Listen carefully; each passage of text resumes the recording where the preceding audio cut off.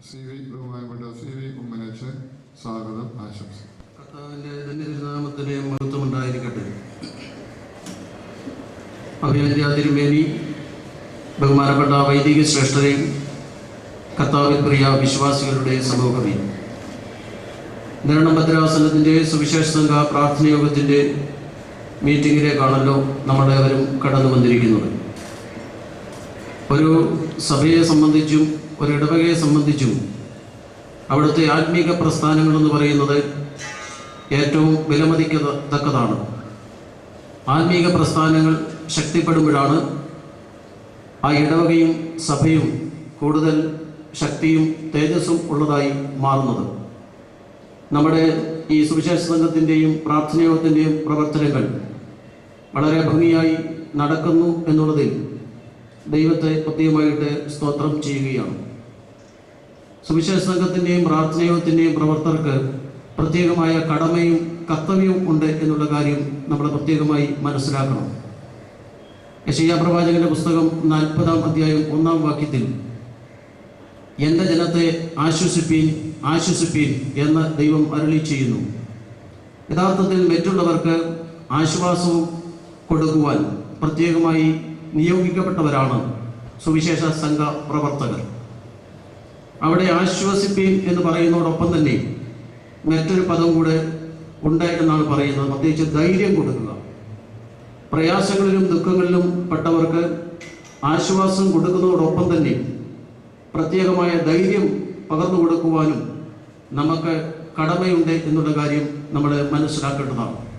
യെശയ്യാ പ്രവാചകന്റെ പുസ്തകം മുഴുവൻ വായിക്കുമ്പോഴേ അധ്യായങ്ങൾ തുടർന്നങ്ങോട്ട് വായിക്കുമ്പോൾ എല്ലായിടത്തും തന്നെ ആശ്വാസ വചനങ്ങളാണ് ശ്രവിക്കുന്നത്.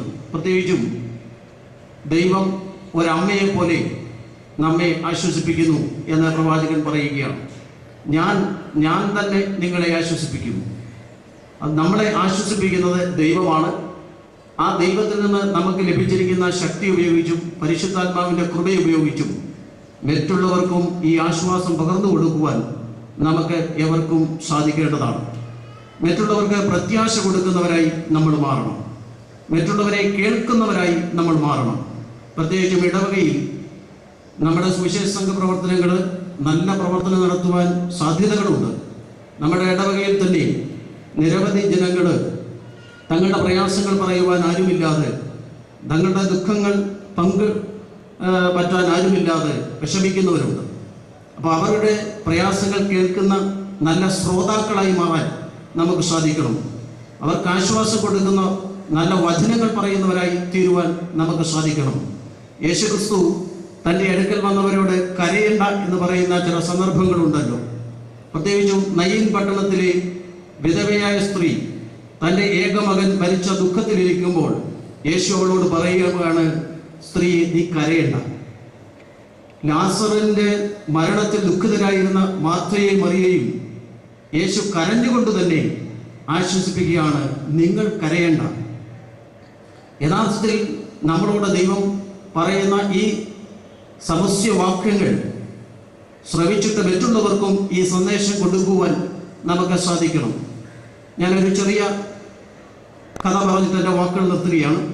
ഓ ഹെൻറി എന്ന് പറയുന്ന പ്രശസ്തനായ ഒരു എഴുത്തുകാരൻ്റെ ഒരു ചെറുകഥ. ആ ചെറുകഥയുടെ പേര് അവസാനത്തെ ഇല എന്നാണ്. ഒരു 2 പെൺകുട്ടികൾ ഒരിടത്ത് താമസിക്കുകയാണ്.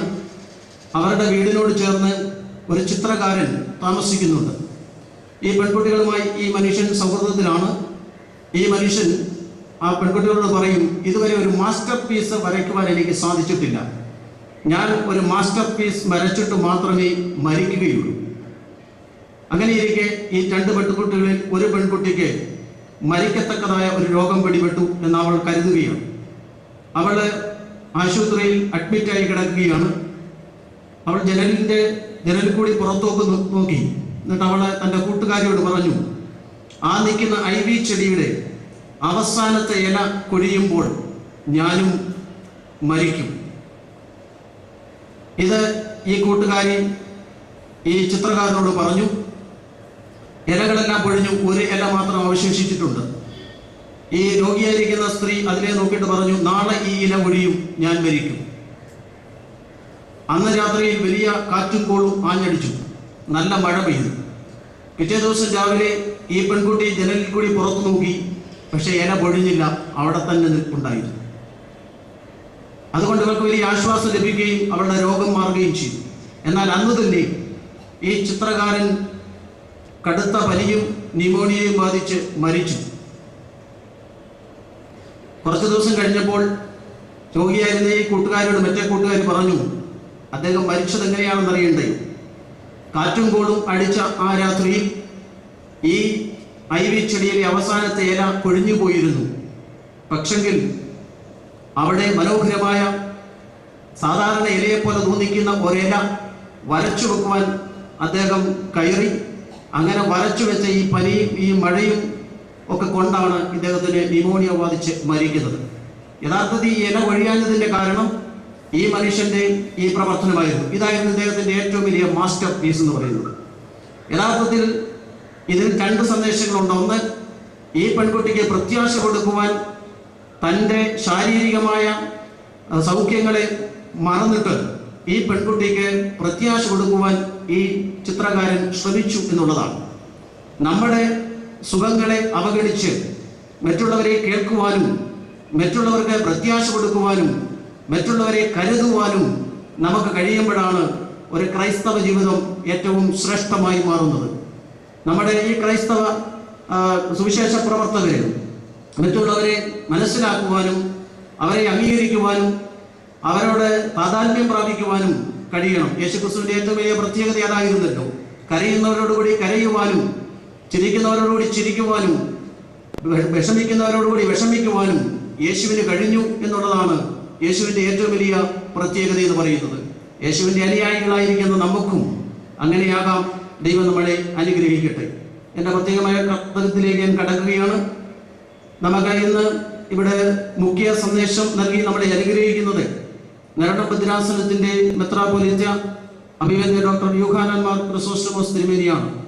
സുവിശേഷ സംഘത്തിൻ്റെയും പ്രാർത്ഥനയോഗത്തിൻ്റെയും പ്രവർത്തനങ്ങൾക്ക് ഏറ്റവും ഭംഗിയായി നേതൃത്വം നൽകുന്ന ഒരു മാന്യദേഹമാണ് അഭിവന്ദ്യ തിരുമേനി.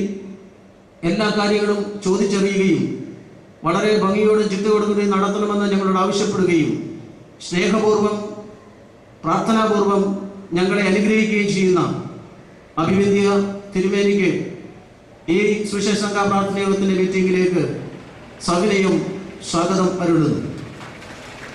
ഇന്ന് നമുക്ക് പ്രധാന സന്ദേശം തരുന്നത് ബഹുമാനപ്പെട്ട റജി മാത്യു അച്ഛനാണ്.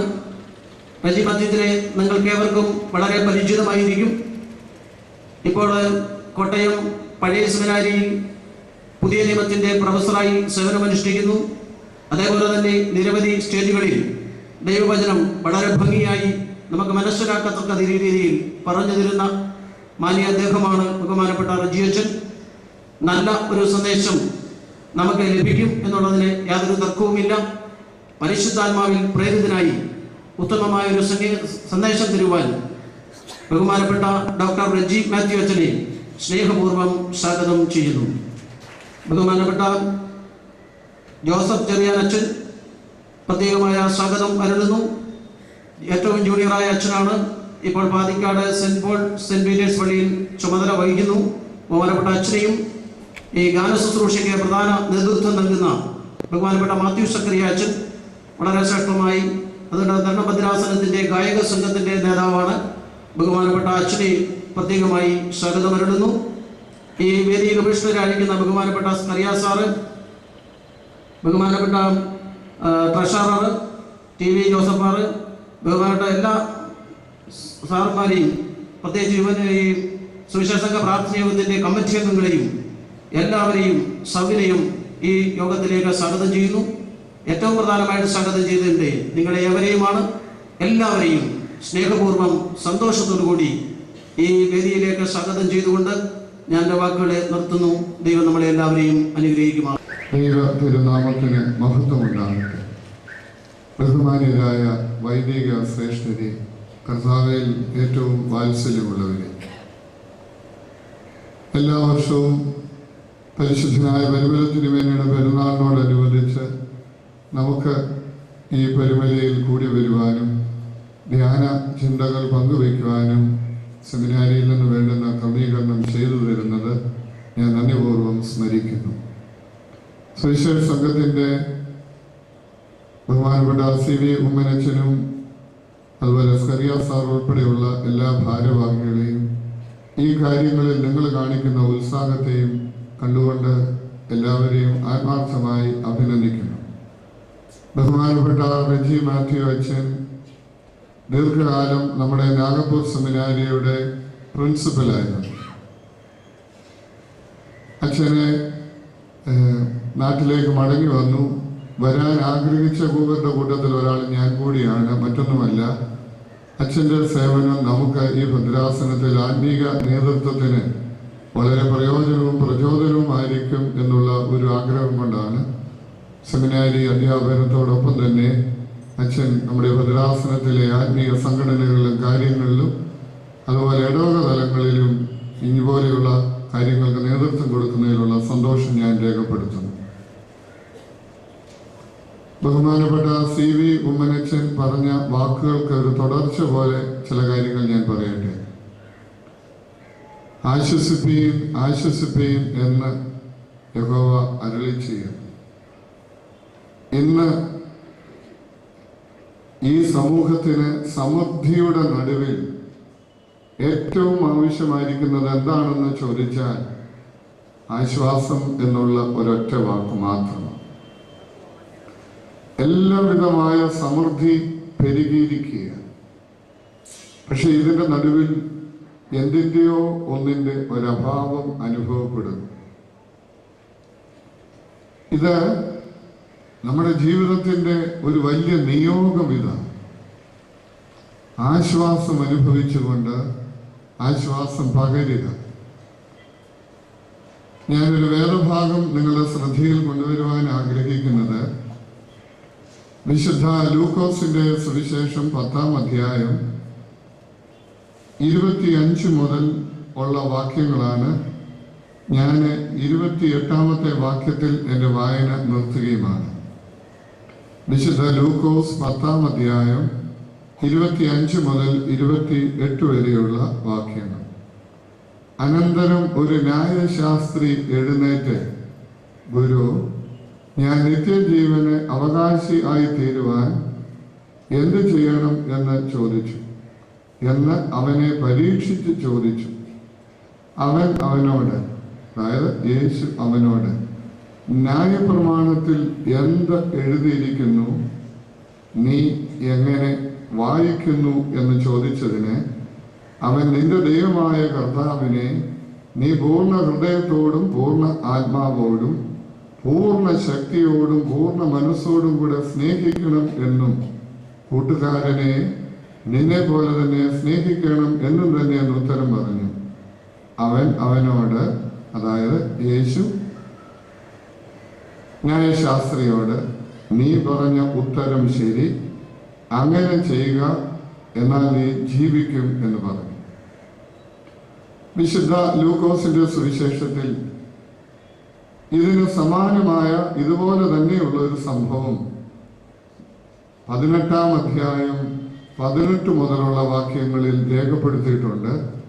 കഴിഞ്ഞ ഞായറാഴ്ചത്തെ വിശുദ്ധ ഏവൻഗേലി വായനാ ഭാഗവും അതുതന്നെയായിരുന്നു. നിത്യജീവൻ അവകാശമാക്കുവാൻ ഞാൻ എന്ത് ചെയ്യണം?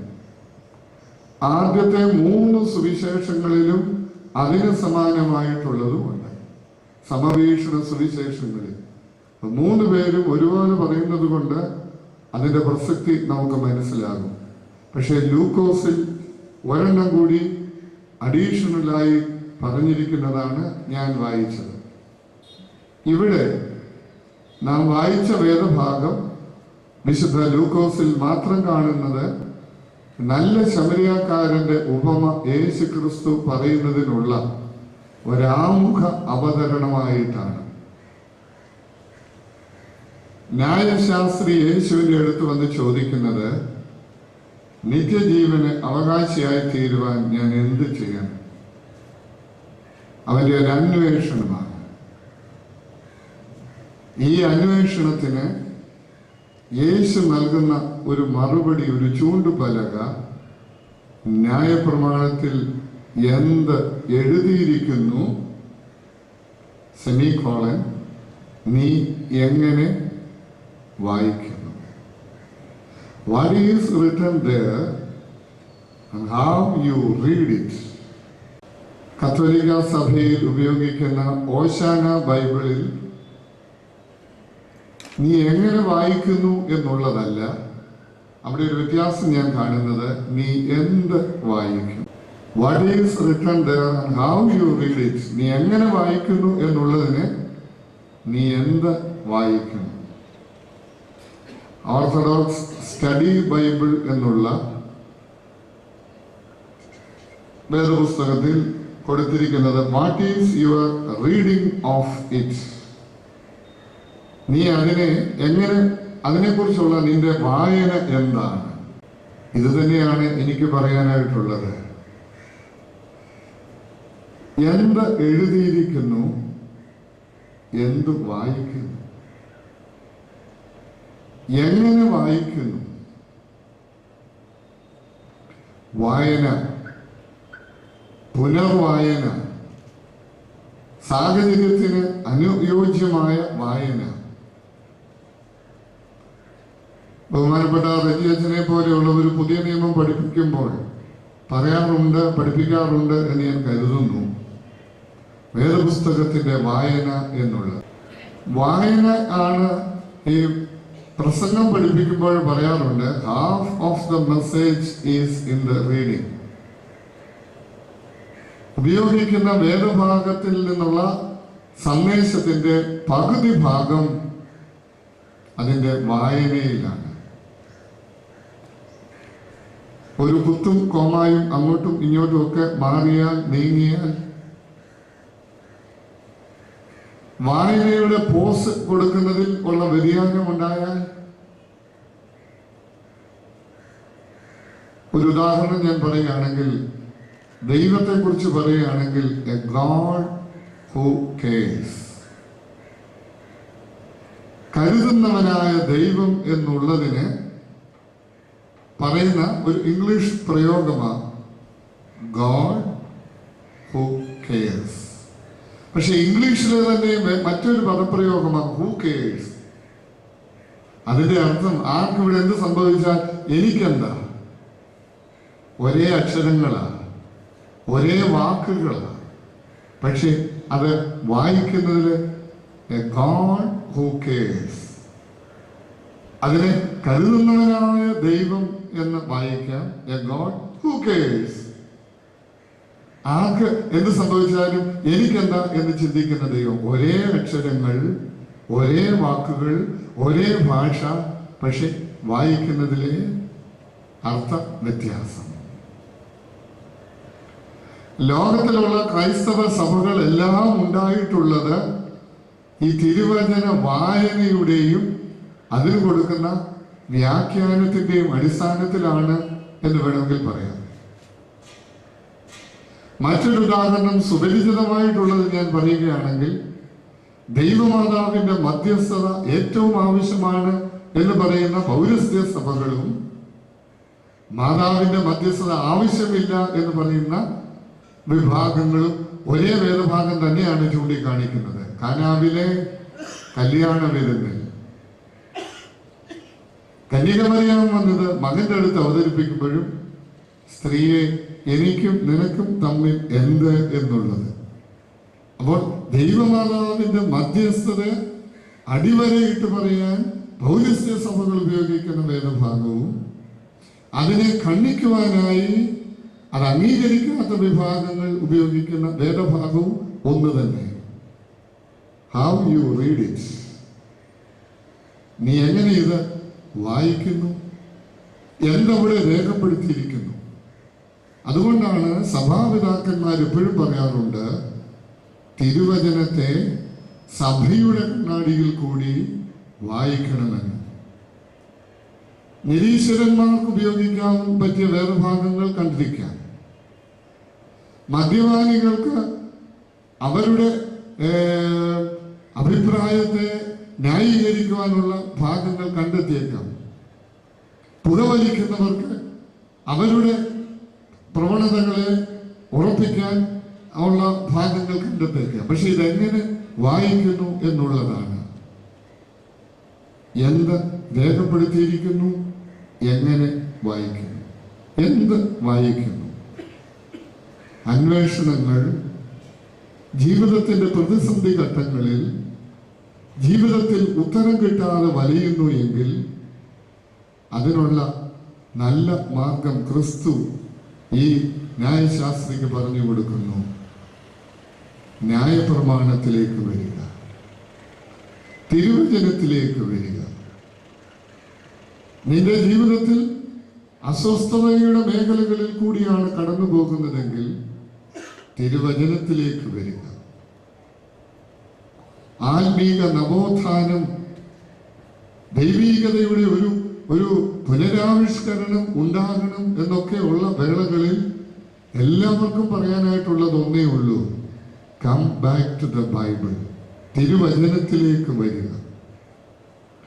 അലഞ്ഞു നടക്കുന്ന, ഉത്തരം കിട്ടാതെ, ജീവിതത്തിന് തന്നെ ഉത്തരം കാണാതെ അലയുന്ന മനുഷ്യനോട്, അന്വേഷിക്കുന്ന മനുഷ്യനോട് ക്രിസ്തുവിന് പറയാനുണ്ടായിരുന്നത് ന്യായപ്രമാണത്തിലേക്ക് വരിക. നീ അതെങ്ങനെ വായിക്കും? നമ്മുടെ വായനകൾ, വായിക്കാൻ വേണ്ടിയുള്ള വായനകൾ, വായിച്ചു എന്ന് വരുത്തുവാൻ വേണ്ടിയുള്ള വായനകൾ അല്ല, ദൈവാനുഭവം പുതുക്കപ്പെടണം എന്നുള്ള ആത്മാർത്ഥതയോടുകൂടിയുള്ള വായനകൾ. ഞാൻ പറയട്ടെ, എത്രയോ പ്രാവശ്യം വായിച്ചിട്ടുള്ള വേദഭാഗങ്ങളുണ്ട്. പക്ഷേ ജീവിതത്തിലെ ചില പ്രയാസങ്ങളിൽ, പ്രതിസന്ധികളിൽ കൂടെ പോകുമ്പോൾ ആ വായനകൾ എനിക്ക് പുതിയൊരു അനുഭവമാണ് തരുന്നത്, പുതിയ ഒരു ആവേശമാണ് തരുന്നത്. പ്രതിസന്ധികളിൽ തളർന്നു പോകാതിരിക്കാൻ എത്രയോ സന്ദർഭങ്ങളിൽ ഈ തിരുവചനം എന്നെ ബലപ്പെടുത്തിയിട്ടുണ്ട്, ബലപ്പെടുത്തുന്നുണ്ട്. എവിടെയാണ് ജീവിതത്തിന്റെ സമാധാനം? പ്രവർത്തന മണ്ഡലങ്ങളിൽ പ്രാർത്ഥനയോടൊപ്പം തന്നെ ഊർജം ലഭിക്കുവാനുള്ള പ്രധാന മേഖല എവിടെയാണ്? തിരുവചനമാണ്. എനിക്കൊരു 100 അനുഭവങ്ങൾ നിങ്ങളോട് പറയാനായിട്ടുണ്ട്. പ്രതിസന്ധികളിൽ തളർന്നു പോകാതെ ഇത്രയെങ്കിലുമൊക്കെ പിടിച്ചു നിൽക്കുവാനായിട്ട്. What is your reading of it? അതിനെക്കുറിച്ചുള്ള നിന്റെ വായന എന്താണ്? അത് പലപ്പോഴും എന്നോട് ചോദിക്കുന്നതായിട്ട് തന്നെ എനിക്ക് അനുഭവപ്പെടുന്നുണ്ട്. പ്രിയമുള്ളവരെ, ഈ തിരുവചനം വായിക്കുമ്പോൾ അത് നമ്മളോട് സംസാരിക്കത്തക്കവണ്ണം സഭയുടെ കണ്ണാടിയിലൂടെ വായിക്കാനായിട്ട് ശ്രമിക്കുക, മുതിരുക. അത് നമുക്കൊരാശ്വാസമായിരിക്കും, നമുക്കൊരു ആനന്ദമായിരിക്കും. തീരുന്നില്ല, അത് നമുക്ക് ഒരാവേശമായിരിക്കും. ആധ്യാത്മിക ജീവിത പ്രവർത്തന രംഗങ്ങളിൽ ആവേശത്തിന്റെ ആത്മാവ് എവിടെയെങ്കിലുമൊക്കെ നമുക്ക് അല്പമായിട്ടോ പൂർണ്ണമായിട്ടോ കാണാൻ കഴിയുന്നുണ്ടെങ്കിൽ അവരുടെ ജീവിതം വിശകലനം ചെയ്ത് നോക്ക്. അത് നമ്മെ പുറകോട്ട്, അവരുടെ ജീവിതത്തിലേക്ക് നമ്മൾ കടന്നു എന്ന് ആഴങ്ങളിലേക്ക് നമ്മൾ അന്വേഷിച്ചിരിക്കുകയാണെങ്കിൽ അത് നമ്മെ കൊണ്ട് എത്തിക്കുന്നത് തിരുവചനവുമായിട്ടുള്ള അവരുടെ ബന്ധം. പ്രിയമുള്ളവരെ, ജീവിതത്തിലെ ആത്മീക അന്വേഷണങ്ങൾക്ക് ഉത്തരം തിരുവചനമാണ്. അതിൻ്റെ ശരിയായ വായനയാണ്. ജീവിതത്തിലെ പ്രയാസങ്ങളിൽ, പ്രതിസന്ധികളിൽ സമാധാനം തിരുവചനമാണ്. അതിൻ്റെ ഉത്തമമായ വായനയാണ്. ജീവിതത്തിൽ ഉത്തരവാദിത്തങ്ങളെ കുറിച്ചുള്ള തിരിച്ചറിവ് വരുത്താൻ സഹായിക്കുന്നത് തിരുവചനമാണ്. അതിൻ്റെ വായനയാണ്. ഒരു പരിശുദ്ധന്റെ പ്രബോധനം നമ്മുടെ ചുറ്റുവട്ടങ്ങളിൽ വെളിച്ചത്തിൻ്റെ ഒരു ബിന്ദു ആകുന്നതിനേക്കാൾ വലിയ ഭാഗ്യമില്ല. നമ്മുടെ ചുറ്റുവട്ടങ്ങളിൽ വെളിച്ചത്തിൻ്റെ ഒരു ബിന്ദു ആകുന്നതിനേക്കാൾ വലിയ ഭാഗ്യം ഇല്ല. ഈ പ്രാവശ്യം നാംസിൻ്റെ മീറ്റിംഗ് ഒറീസ കലഹണ്ടിയിൽ വെച്ചാണ് നടന്നത്. കേരളത്തിലും കേരളത്തിന് വെളിയിൽ നിന്നുള്ള അനേക യൂണിറ്റുകളിൽ നിന്ന് അനേകം ആൾക്കാരുണ്ടായിരുന്നു. 150ഓളം ആൾക്കാർ അതിൽ സംബന്ധിച്ചു. തിരുവനന്തപുരത്തെ യൂണിറ്റിനെ പ്രതിദാനം ചെയ്തുകൊണ്ട് അവരുടെ പ്രവർത്തനങ്ങളെക്കുറിച്ച് ഉള്ള റിപ്പോർട്ട് അവതരിപ്പിച്ചത് ബഹുമാനപ്പെട്ട ഡി മാത്യൂസ് സാറായിരുന്നു. അവര് 1-2 പേരടങ്ങിയ ഒരു ചെറു സംഘം തിരുവനന്തപുരത്തുള്ള നമ്മുടെ ഒരു ഇടവകയിലെ ചില വീടുകൾ സന്ദർശിക്കുന്നു. സന്ധ്യയായി ഒരു വീട്ടിൽ ചെന്നു. കറണ്ടുണ്ട്, പക്ഷെ തിണ്ണയിൽ ലൈറ്റില്ല. വൃദ്ധരായ ഭാര്യയും ഭർത്താവും അവിടെ ഇരിപ്പുണ്ട്. ഡി മാത്യൂസ് സാർ ചോദിച്ചു, എന്താ ലൈറ്റ് ഇടാത്തത്? സാറേ, ആ ട്യൂബ് കേടായിട്ട് 15 ദിവസമായി. ഞാൻ ഒരു ട്യൂബ് സംഘടിപ്പിച്ചിട്ടുണ്ട് പുതിയത്. അതൊന്ന് മാറ്റിയിട്ട് തരാൻ ഞാനൊരു ഇലക്ട്രീഷ്യനെ കഴിഞ്ഞ 10 ദിവസമായിട്ട് വിളിക്കുന്നുണ്ട്. ഇതൊന്ന് മാറ്റിയിട്ട് തരാൻ ആളില്ല. ഒരു സഹായി ഇവർക്കുള്ള ഒരു സ്ത്രീയാണ്. അവരെ കൊണ്ട് നടക്കുകയുമില്ല.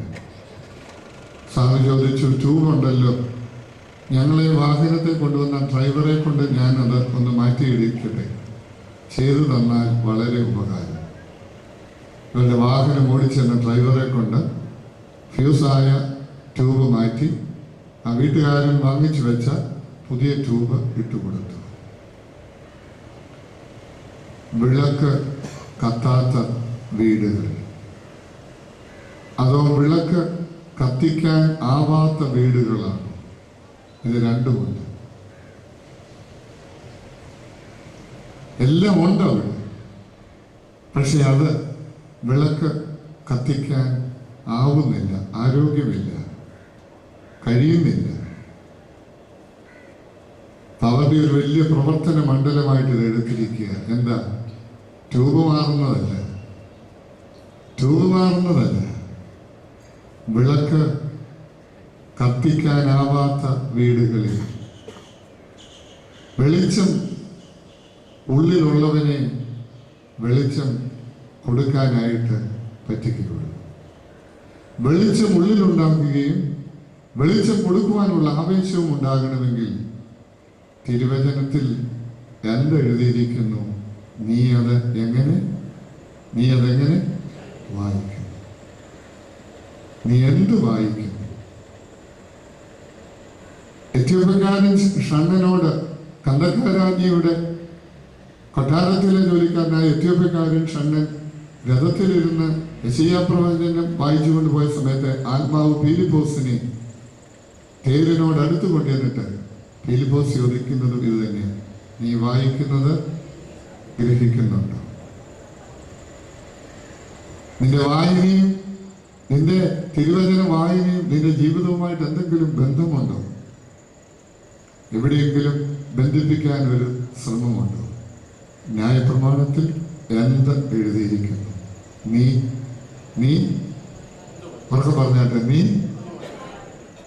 എങ്ങനെ വായിക്കും?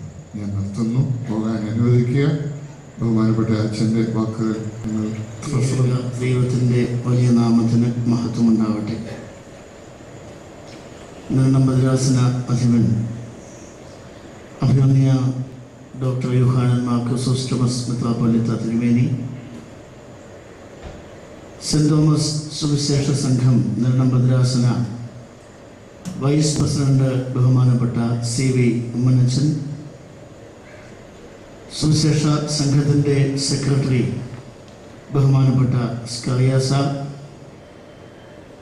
ഇന്ന് നമുക്ക് സ്തുതിമധുരമായ ഗാനങ്ങൾ നൽകുവാൻ വന്നിരിക്കുന്ന സംഘത്തിൻ്റെ തലവൻ ബഹുമാനപ്പെട്ട മാത്യു സക്രിയാച്ചൻ,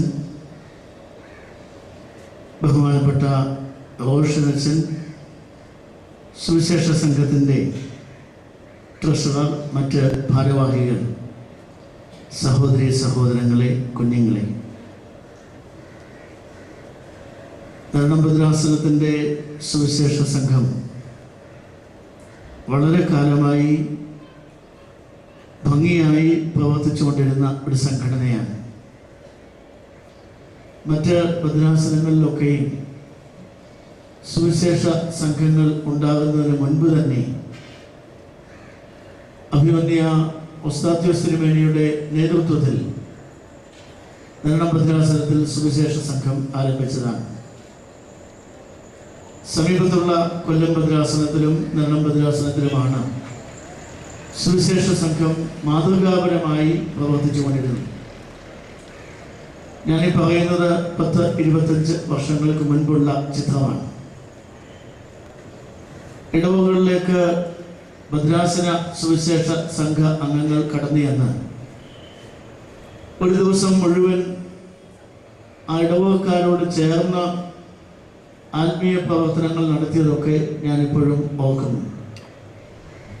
പള്ളിയിലുള്ള സുവിശേഷ യോഗവും ചർച്ചകളും മാത്രമല്ല, ഒരിടവകയിലെ എല്ലാ വീടുകളും സുവിശേഷ സംഘങ്ങൾ കയറിയിറങ്ങി പ്രാർത്ഥിക്കുന്ന ഒരു പതിവും ഉണ്ടായിരുന്നു. ഈ ഭദ്രാസനത്തിൻ്റെ വളർച്ചയിൽ സുവിശേഷ സംഘത്തിന് അത്തരത്തിൽ വലിയ ഒരു സംഭാവന നൽകുവാൻ സാധിച്ചു എന്നുള്ളതും ഇത്തരുണത്തിൽ ഓർക്കുകയാണ്. ബഹുമാനപ്പെട്ട ഉമ്മനച്ചൻ്റെ, ബഹുമാനപ്പെട്ട സ്കറിയ സാറിൻ്റെ ഒക്കെ നേതൃത്വത്തിൽ, ഇവിടെ ഇരിക്കുന്ന പല സംഘാടകരുടെയും നേതൃത്വത്തിൽ ഭംഗിയായി ഇന്നും ഈ പ്രസ്ഥാനം പ്രവർത്തിക്കുന്നു എന്നുള്ളത് നന്ദി. മത്തായിയുടെ സുവിശേഷം 10-ാം അധ്യായത്തിൽ 10 വരെ കർത്താവ് അയക്കുന്ന ഭാഗം 10-ാമത്തെ അധ്യായത്തിൽ തന്നെ നാം വായിക്കുന്നു. മത്തായിയുടെ സുവിശേഷം 10-ാം അധ്യായം 5 മുതൽ ഉള്ള വാക്യങ്ങളിൽ 10 വരെ അയച്ചുകൊണ്ട് കർത്താവ് പറയുന്നു, ജാതികളുടെ അടുക്കൽ പോകാതെയും ശമരിയക്കാരുടെ പട്ടണത്തിൽ കടക്കാതെയും ഇസ്രായേൽ ഗൃഹത്തിലെ കാണാതെ പോയ ആടുകളുടെ അടുക്കൽ തന്നെ ചെല്ലുവിൻ. നിങ്ങൾ പോകുമ്പോൾ സ്വർഗരാജ്യം സമീപിച്ചിരിക്കുന്നു എന്ന് ഘോഷിപ്പിൻ. അത് 10 വരെ അയക്കുന്ന കാര്യമാണ് അവിടെ പറയുന്നത്. അതിൻ്റെ പാരലൽ ലൂക്കോസിന്റെ സുവിശേഷത്തിൽ 9-ാം അധ്യായത്തിലുണ്ട്. 1-ാം വാക്യം മുതൽ 10 വരെ അടുക്കൽ വിളിച്ച് സകല ഭൂതങ്ങളുടെ മേലും വ്യാധികളെ സൗഖ്യമാക്കുവാനും അവർക്ക് ശക്തിയും അധികാരവും കൊടുത്തു എന്ന് പറഞ്ഞുകൊണ്ട് തുടങ്ങുന്ന വേദഭാഗം. അപ്പോൾ 10-ാം അധ്യായത്തിൽ നാം ആദ്യമേ വായിച്ച വേദഭാഗം 10 വരെ അയക്കുന്ന കാര്യത്തെ പറ്റി അല്ല പറയുന്നത്, 70 പേരെ അയക്കുന്ന കാര്യമാണ്. അത് ലൂക്കോസ് എവങ്കലിസ്തൻ മാത്രമേ രേഖപ്പെടുത്തുന്നുള്ളൂ.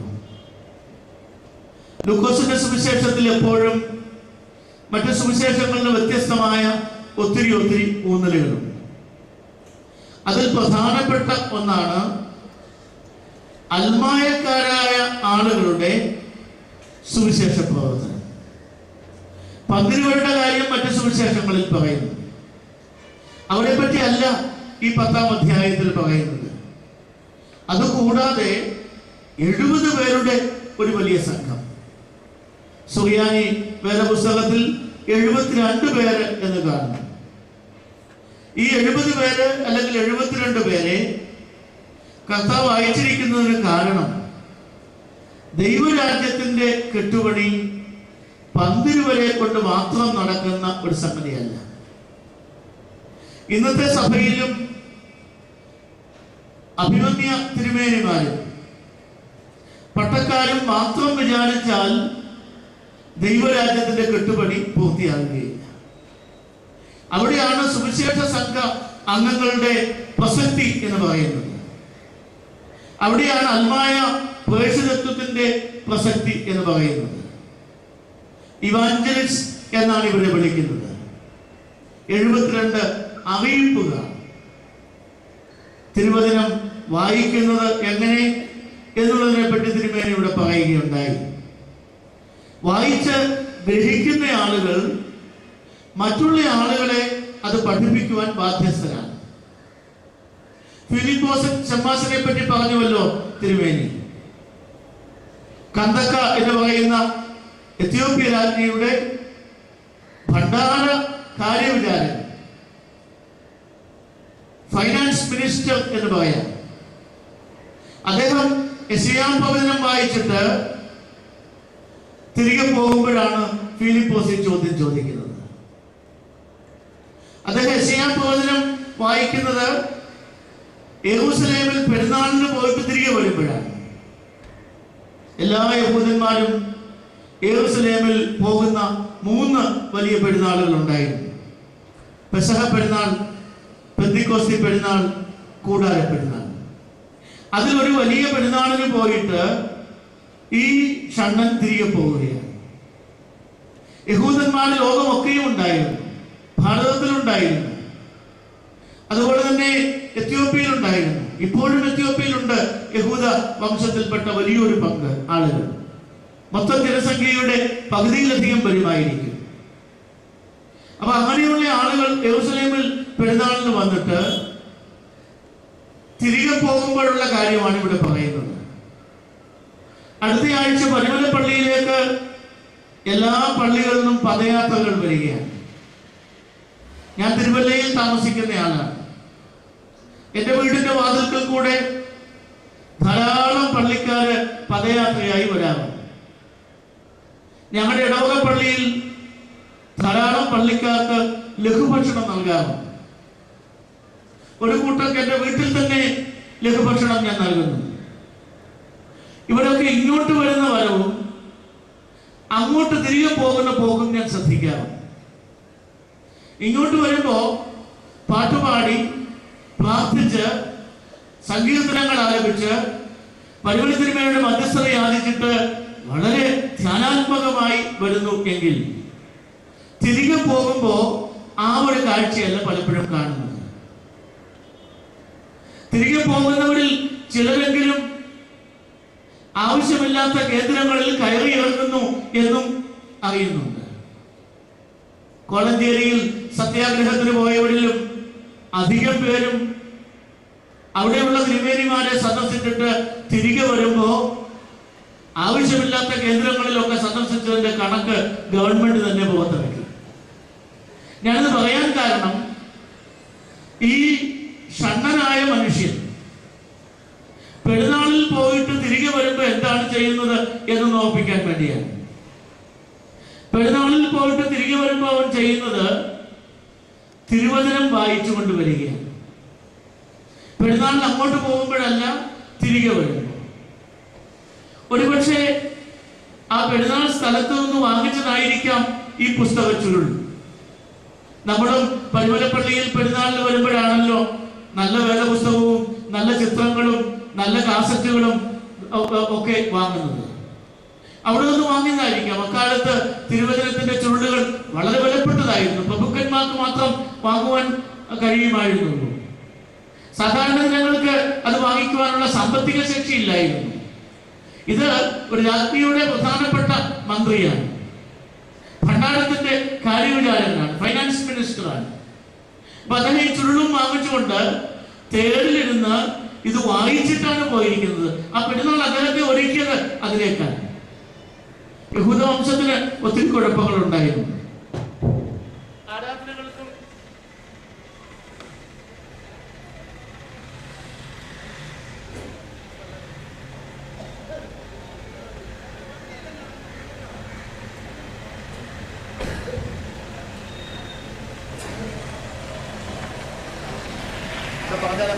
കേൾക്കാം. യെരൂശലേമിലെ നേതൃത്വത്തിന് ഒത്തിരി കുഴപ്പമുണ്ടായിരുന്നു. പക്ഷേ അവിടേക്ക് പെരുന്നാളിന് വന്ന ഈ ഷണ്ണനായ മനുഷ്യൻ ഇതൊന്നുമല്ല ശ്രദ്ധിക്കുന്നത്. യഹൂദ മതത്തിന്റെ കുഴപ്പങ്ങളൊന്നും അദ്ദേഹത്തിന്റെ ഒരു വിചാരമല്ല.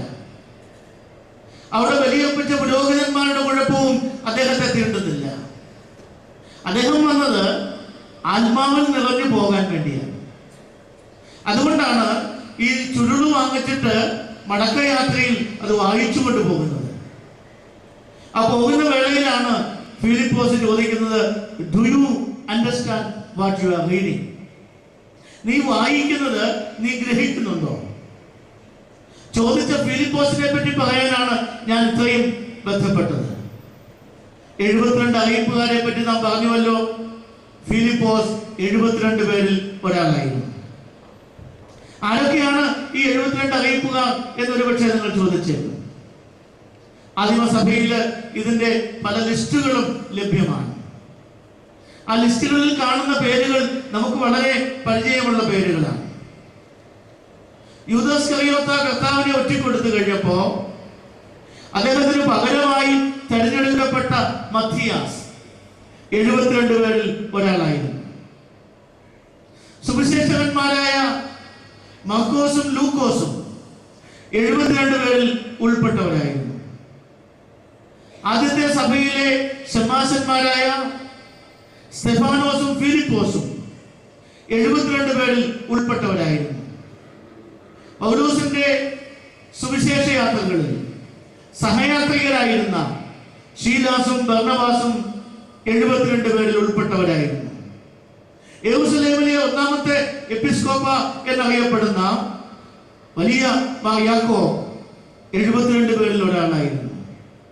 തിഹിക്കോസ് എന്ന് പറയുന്ന ഒരു പേര് പൗലോസിന്റെ ഒരു ലേഖനത്തിൽ നാം കാണുന്നു. അദ്ദേഹവും ഈ 72 പേരിൽ ഉൾപ്പെട്ടയാളായിരുന്നു. അപ്പൊ അറിയിപ്പുകാരെന്ന് പറയുന്ന ഒരു വലിയ സംഘം, അതിൽ നിന്നാണ് പിൽക്കാലത്ത് അപ്പസ്തോലന്മാരുടെ പദവിയിലേക്ക് ഉയർത്തപ്പെട്ടവർ, സുവിശേഷകന്മാരായി ഉയർത്തപ്പെട്ടവർ, ശമാശന്മാരായി ഉയർത്തപ്പെട്ടവർ. ഇതും കൂടാതെ സാധാരണ ജീവിതം നയിച്ച ഒത്തിരി ആളുകൾ. അപ്പൊ ദൈവം തമ്പുരാൻ ഇവരെയെല്ലാം തിരഞ്ഞെടുക്കുകയും തന്റെ രാജ്യത്തിന്റെ കെട്ടുപണിക്കായി അവരെ നിയോഗിക്കുകയും ചെയ്തു എന്നുള്ളതാണ് നാം ഇന്ന് തിരിച്ചറിയേണ്ട ഒരു യാഥാർത്ഥ്യം. ഇവിടെ കടന്നു വന്നിരിക്കുന്ന ആളുകളുടെ എണ്ണമല്ല ഇന്നത്തെ മീറ്റിംഗിന്റെ വിജയം, മറിച്ച് വന്നിരിക്കുന്ന നാം ദൈവത്താൽ തെരഞ്ഞെടുക്കപ്പെട്ടവരാണ്. ദൈവം നമ്മെ ഒരു നിയോഗം നൽകി അനുഗ്രഹിക്കുന്നു എന്ന് തിരിച്ചറിയുവാൻ സാധിച്ചാൽ ഈ മീറ്റിംഗ് കൊണ്ട്, ഈ ധ്യാനം കൊണ്ട് വലിയ ഒരു അർത്ഥമുണ്ട്. എപ്പോഴാണ് ദൈവം തിരഞ്ഞെടുക്കുന്നത് എന്നുള്ളത് വേദപുസ്തകത്തിൽ നാം വായിക്കുന്നുണ്ട്. യിരെമ്യാ പ്രവാചകൻ തന്റെ പുസ്തകത്തിൽ 1-ാം അധ്യായം 5-ാം വാക്യത്തിൽ പറയുന്നു, അവിടെ ദൈവത്തിന്റെ അരുളപ്പാട് യിരെമ്യാ പ്രവാചകൻ ഉണ്ടായത് എന്തെന്നാൽ, നിന്നെ ഉദരത്തിൽ ഉരുവാക്കിയതിനു മുൻപേ ഞാൻ നിന്നെ അറിഞ്ഞു, നീ ഗർഭപാത്രത്തിൽ നിന്ന് പുറത്തു വന്നതിന് മുൻപേ ഞാൻ നിന്നെ വിശുദ്ധീകരിച്ചു. നിന്നെ ഉദരത്തിൽ ഉരുവാക്കിയതിനു മുൻപേ ഞാൻ നിന്നെ അറിഞ്ഞു, നീ ഗർഭപാത്രത്തിൽ പുറത്തു വന്നതിന് മുൻപേ ഞാൻ നിന്നെ വിശുദ്ധീകരിച്ചു, ജാതികൾക്ക് പ്രവാചകനായി നിന്നെ നിയമിച്ചിരിക്കുന്നു. അപ്പോസ്തലനായ പൗലോസും ഒരു വേളയിൽ പറയുന്നുണ്ട്, എന്റെ അമ്മയുടെ ഉദരത്തിൽ വെച്ച് എന്നെ ദൈവം വേർതിരിച്ചിരിക്കുന്നു എന്ന്. അദ്ദേഹം അത് തിരിച്ചറിഞ്ഞത് പ്രായപൂർത്തിയായിട്ടാണ്. അത് തിരിച്ചറിയാതെ ഒത്തിരി പ്രവർത്തനങ്ങൾ ചെയ്തു. സഭയുടെ വലിയ ശത്രുവായി പ്രവർത്തിച്ചു. യേശുവിനെ ഉപദ്രവിക്കുന്ന ആളായി മാറി. ദമസ്കോസിലേക്കുള്ള വഴിമധ്യേ തളർന്നു വീണ പൗലോസിനോട് കർത്താവ് ചോദിക്കുന്നത്, ശൗലേ ശൗലേ, നീ എന്നെ ഉപദ്രവിക്കുന്നത് എന്ത് എന്നാണ്, എന്റെ സഭയെ എന്നല്ല. അപ്പൊ യേശുവിനെ ഉപദ്രവിക്കുന്ന അതുവരെയായി കാര്യങ്ങൾ. അപ്പോഴാണ് അദ്ദേഹത്തിന് തിരിച്ചറിവുണ്ടായത്, ഞാൻ എൻ്റെ അമ്മയുടെ ഉദരത്തിൽ വെച്ച് തന്നെ വിളിച്ചു വേർതിരിക്കപ്പെട്ടവനാണ്. ഇന്ന് അനേകം ആളുകൾ തങ്ങളുടെ വിളിയും തെരഞ്ഞെടുപ്പും തിരിച്ചറിയാതെ ജീവിക്കുന്നു. ചില ആളുകൾ അക്കൂട്ടത്തിൽ മൃഗങ്ങളെക്കാളും കഷ്ടമായിരിക്കുന്നു. മറ്റു ചില ആളുകൾ ഈ തിരിച്ചറിവുണ്ടായി അല്പസ്വല്പമൊക്കെ ജീവിക്കാൻ ശ്രമിക്കുന്നു. എന്നാൽ പൂർണ്ണമായും ഞാൻ ദൈവത്തിൻ്റെതാണ്, ദൈവം എന്നെ തിരഞ്ഞെടുത്തതാണ് എന്നുള്ള ബോധ്യം നമുക്കുണ്ടാവണം. അമ്മയുടെ ഗർഭപാത്രം വലിയൊരു ഫാക്ടറിയാണ്. അവിടെ നടക്കുന്നത് വലിയൊരു അത്ഭുതമാണ്. അവിടെ നടക്കുന്നത് വലിയൊരു അത്ഭുതമാണ്. നീ അമ്മയുടെ ഉദരത്തിൽ ഉരുവാകുന്നതിന് മുൻപേ ഞാൻ നിന്നെ തിരഞ്ഞെടുത്തു എന്ന് പറയുന്നത് ഏത് നിമിഷമാണ് എന്ന് നമുക്ക് സങ്കല്പിക്കാൻ ഒക്കുന്നില്ല. അപ്പൊ അമ്മയുടെ ഉദരത്തിൽ ഉരുവായ ആദ്യത്തെ നിമിഷമല്ല, അതിനു മുൻപേ ദൈവം തിരഞ്ഞെടുത്തിരിക്കുകയാണ്. അവിടെ നടക്കുന്നത് ഒരു അതിശയമാണെന്ന് ഞാൻ പറഞ്ഞല്ലോ. ഒരു മനുഷ്യ ശിശുവിന്റെ ജനനം എന്ന് പറയുന്നതാണ് ലോകത്തിലെ വലിയ അത്ഭുതങ്ങളിൽ ഒന്ന്. എനിക്കൊരു ഹൈന്ദവ സുഹൃത്തുണ്ട്. ഞങ്ങൾ 5 മുതൽ 10 ക്ലാസ് വരെ ഒരേ ബെഞ്ചിൽ ഇരുന്ന് പഠിച്ചതാണ്. ദീർഘകാലം ഞങ്ങള് പല സ്ഥലങ്ങളിലായതുകൊണ്ട് കണ്ടുമുട്ടാൻ ഒത്തില്ല. ഞാനിപ്പോ നാട്ടിൽ വന്നു കഴിഞ്ഞപ്പോ ഇടയ്ക്ക് അദ്ദേഹം എന്നെ വന്ന് സന്ദർശിക്കാറുണ്ട്. ക്രൈസ്തവ പ്രസംഗങ്ങളൊക്കെ കേൾക്കാൻ അദ്ദേഹം പോകാറുണ്ട്. മാരാമൺ കൺവെൻഷനും പോയിട്ടുണ്ട് എന്ന് പറയുന്നു. പ്രസംഗത്തെ പറ്റിയും എനിക്ക് ഉപദേശം ചില അവസരങ്ങളിൽ തരാറുണ്ട്. ഒരിക്കൽ എന്നോട് പറഞ്ഞു, ചൂടുവെള്ളത്തിലേക്ക് കാപ്പിപ്പൊടിയും പഞ്ചസാരയും പാലും കൂടെ ചേർത്താൽ അത് കാപ്പിയാകുകയില്ല. കാപ്പിക്കകത്ത് ഇതെല്ലാം ഉണ്ട്. തിളച്ച വെള്ളം വേണം, കാപ്പിപ്പൊടി വേണം, പഞ്ചസാര വേണം, പാല് വേണം, ശരിയാണ്. പക്ഷേ ഇതൊക്കെ കൂടെ നിങ്ങൾ അച്ഛന്മാർ ആനുപാതികമായി ചേർത്തെങ്കിൽ മാത്രമേ പ്രസംഗം ഭംഗിയാകുകയുള്ളൂ എന്ന് രാമചന്ദ്ര കുറുപ്പ് എന്നെ ഉപദേശിക്കുകയുണ്ടായി. ആ കുറുപ്പ് തന്നെ എന്നോടൊരിക്കൽ പറയുന്നു, അദ്ദേഹത്തിന്റെ വയോധികനായ പിതാവ് ശ്വാസകോശ സംബന്ധമായ രോഗം സംബന്ധിച്ച് ആശുപത്രിയിലായി. അവിടുത്തെ ചികിത്സയൊക്കെ കഴിഞ്ഞ് ഡോക്ടർമാർ പറഞ്ഞു, ഇനിയിപ്പോ വീട്ടിൽ കൊണ്ടുവന്ന് വിശ്രമ ജീവിതം നയിച്ചാൽ മതി. അപ്പൊ എങ്ങനെയാ ഡോക്ടറെ, ഈ ശ്വാസം കിട്ടാൻ വിഷമം വരുന്ന സമയങ്ങളുണ്ടല്ലോ, എന്ത് ചെയ്യും ഞങ്ങള്? അപ്പൊ പറഞ്ഞു, സാരമില്ല, ഇപ്പൊ ഓക്സിജൻ സിലിണ്ടറൊക്കെ കിട്ടാൻ ഇടയുണ്ട്. അതേ ഒരെണ്ണം വാങ്ങി വീട്ടിൽ കൊണ്ട് വെച്ചിട്ട് സമയമാകുമ്പോ പിടിപ്പിച്ചാൽ മതി. അപ്പൊ ഇത് എവിടെ കിട്ടും, എങ്ങനെ കിട്ടും, ഇതിന് ചെലവെന്താണ്? ഡോക്ടർ ഇതൊക്കെ വിശദീകരിച്ചു വന്നപ്പോ ഒരു കുക്കിംഗ് ഗ്യാസിന്റെ സിലിണ്ടർ ബുക്ക് ചെയ്യുന്ന ലാഘവമേ ഉള്ളൂ. അതിന് കുറച്ച് സെക്യൂരിറ്റി ഒക്കെ അടച്ചു വെക്കണം. അത് തീരുമ്പോ അടുത്ത സിലിണ്ടർ റീഫിൽ ചെയ്ത് നമുക്ക് കിട്ടും. ഇത് പറഞ്ഞിട്ട് ഡോക്ടർ പറഞ്ഞു, വേണമെങ്കിൽ നിങ്ങളുടെ വീട്ടിൽ ആളില്ലാത്ത അവസ്ഥയാണെങ്കിൽ അല്പം കൂടെ വിലപിടിപ്പുള്ള മറ്റൊരു സിലിണ്ടർ ഉണ്ട്, അതിന് കുറച്ചുകൂടെ 50,000 രൂപ സെക്യൂരിറ്റി കെട്ടിവെക്കണം എന്നേ ഉള്ളൂ. അതാകുമ്പോൾ തുടർച്ചയായി ലഭിച്ചുകൊള്ളും, ഇടമുറിയാതെ ഓക്സിജൻ.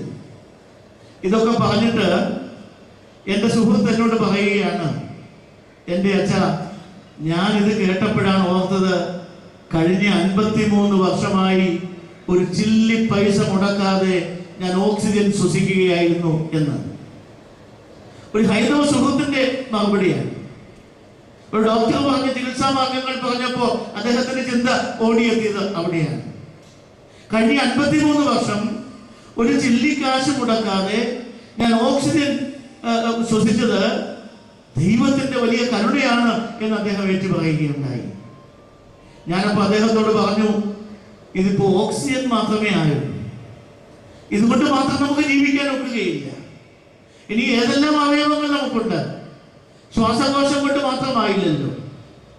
നമുക്ക് ഹൃദയത്തിന് എന്തെങ്കിലും അപാകത വന്നാൽ അതിന്റെ ചിലവുകൾ ലക്ഷങ്ങളാണ്.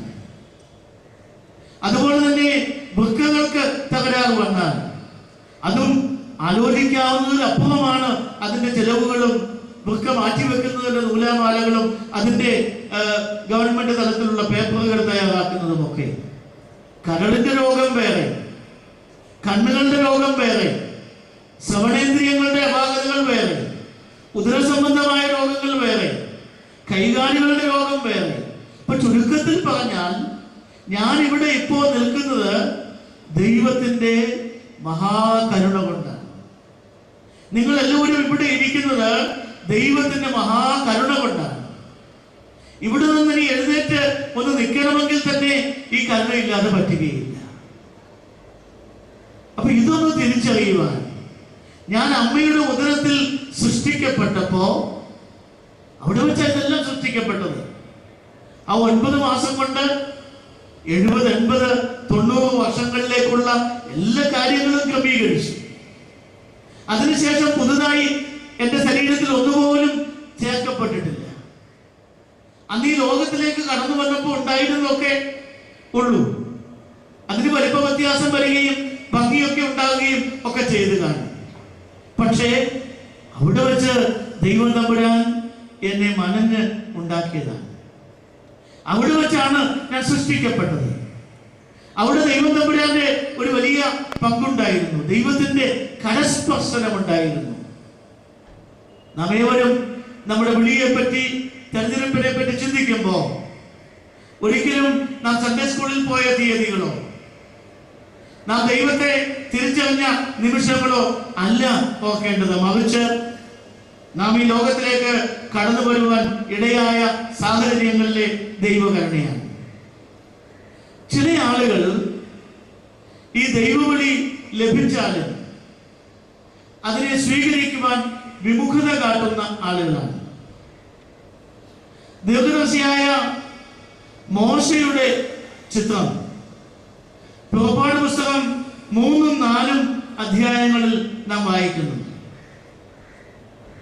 മോശ ഒരു 5 തവണയെങ്കിലും ദൈവവിളിക്ക് തടസ്സം പറഞ്ഞ ആളാണ്. മോശ ശിശുവായി, ന്യായപ്പെട്ടകത്തിലായി, ഫറവോന്റെ കൊട്ടാരത്തിന് അരികെയുള്ള നദിയിൽ ഒഴുകി വന്നത് നമുക്കറിയാം.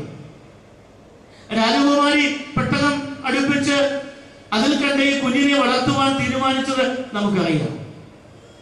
കുഞ്ഞിനെ മുലയൂട്ടുവാൻ ഒരു ഇസ്രായേൽക്കാരത്തെ തന്നെ കണ്ടുപിടിച്ചതും നമുക്കറിയാം. അവിടെയാണ് മോശ വളർത്തപ്പെട്ടത്. അവിടെ മോശ തന്റെ ശൈശവകാലം, തന്റെ ബാല്യകാലം, തന്റെ യൗവനകാലം ഒക്കെ ചെലവഴിച്ചു. ഫറവോന്റെ കുട്ടികളുടെ കൂടെ, ആ രാജാവിന്റെ കുട്ടികളുടെ കൂടെ ഓടിക്കളിച്ച് നടന്ന ആളാണ് മോശ. ഫറവോന്റെ വലിയ സാമ്രാജ്യത്തിന്റെ വലിയ അധികാരിയായ ഫറവോനോടൊപ്പം തീന്മേശയിൽ ഭക്ഷണം കഴിച്ച ആളാണ് മോശ. ഒരുപക്ഷെ നമ്മുടെ നാടൻ ഭാഷയിൽ പറഞ്ഞാൽ ഫറവോൻ മുട്ടു താഴെ കുത്തി, കൈകളും താഴെ കുത്തി, ആനയുടെ രൂപത്തിൽ നിന്ന് ഈ മോശയെ പുറത്തു വെച്ച് കളിപ്പിച്ചു കാണും. അപ്പൊ ഫറവോന്റെ കൊട്ടാരത്തിൽ വളർത്തപ്പെട്ടവനാണ് മോശ. 40 വർഷം വരെ ശൈശവകാലവും ബാല്യകാലവും യൗവനകാലവും, എന്തിനേറെ ഒരു മധ്യവയസ്കനാകുന്നത് വരെ മോശ എന്തുകൊണ്ട് ഫറവോന്റെ കൊട്ടാരത്തിൽ വളർത്തപ്പെട്ടു? അവിടെയാണ് ദൈവത്തിന്റെ വിളിയും തെരഞ്ഞെടുപ്പും എന്താണ് എന്ന് നാം തിരിച്ചറിയുന്നത്. മോശയ്ക്ക് ദൈവം തമ്പുരാൻ സൗജന്യമായി ഒരു വലിയ ട്രെയിനിങ് കൊടുക്കുകയായിരുന്നു.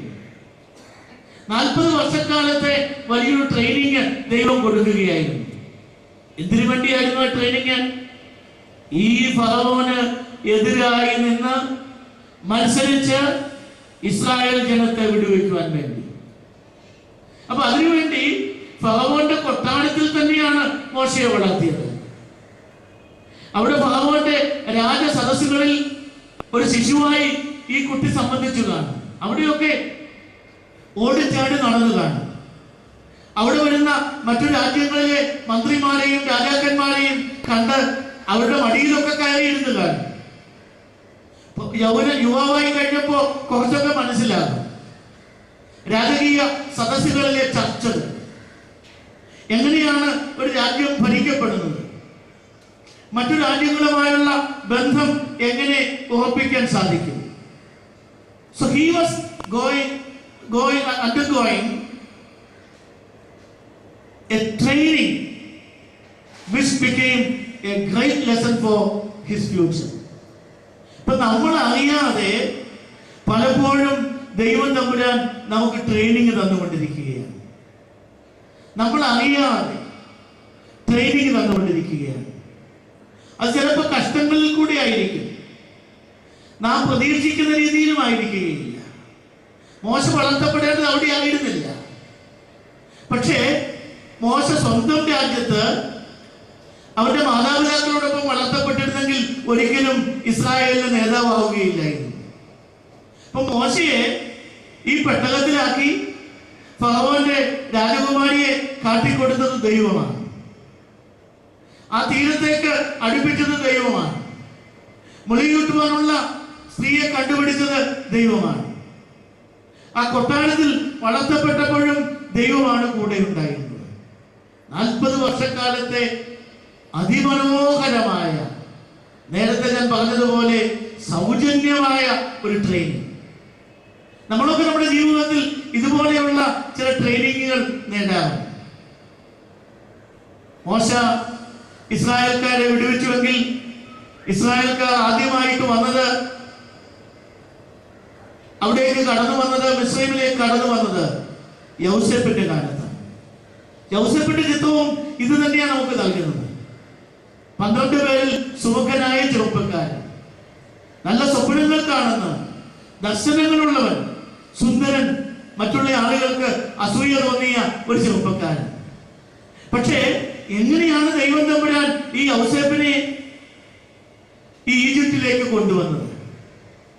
അതൊരു ഈസി വേ ആയിരുന്നില്ല.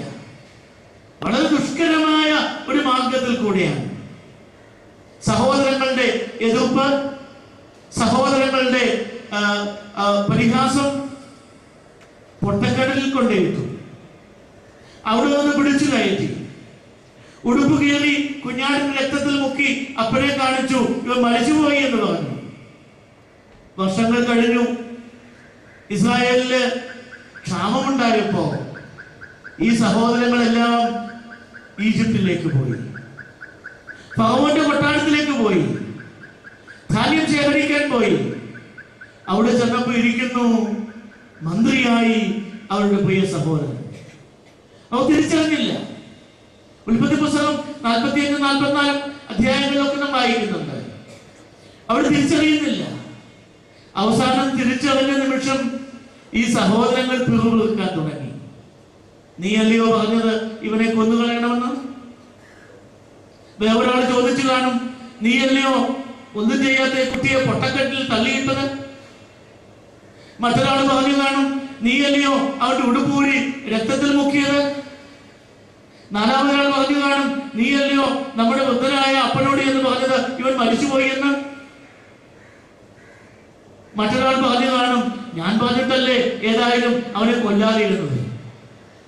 സഹോദരങ്ങൾ ഇങ്ങനെ തക്കിച്ചു കാണും.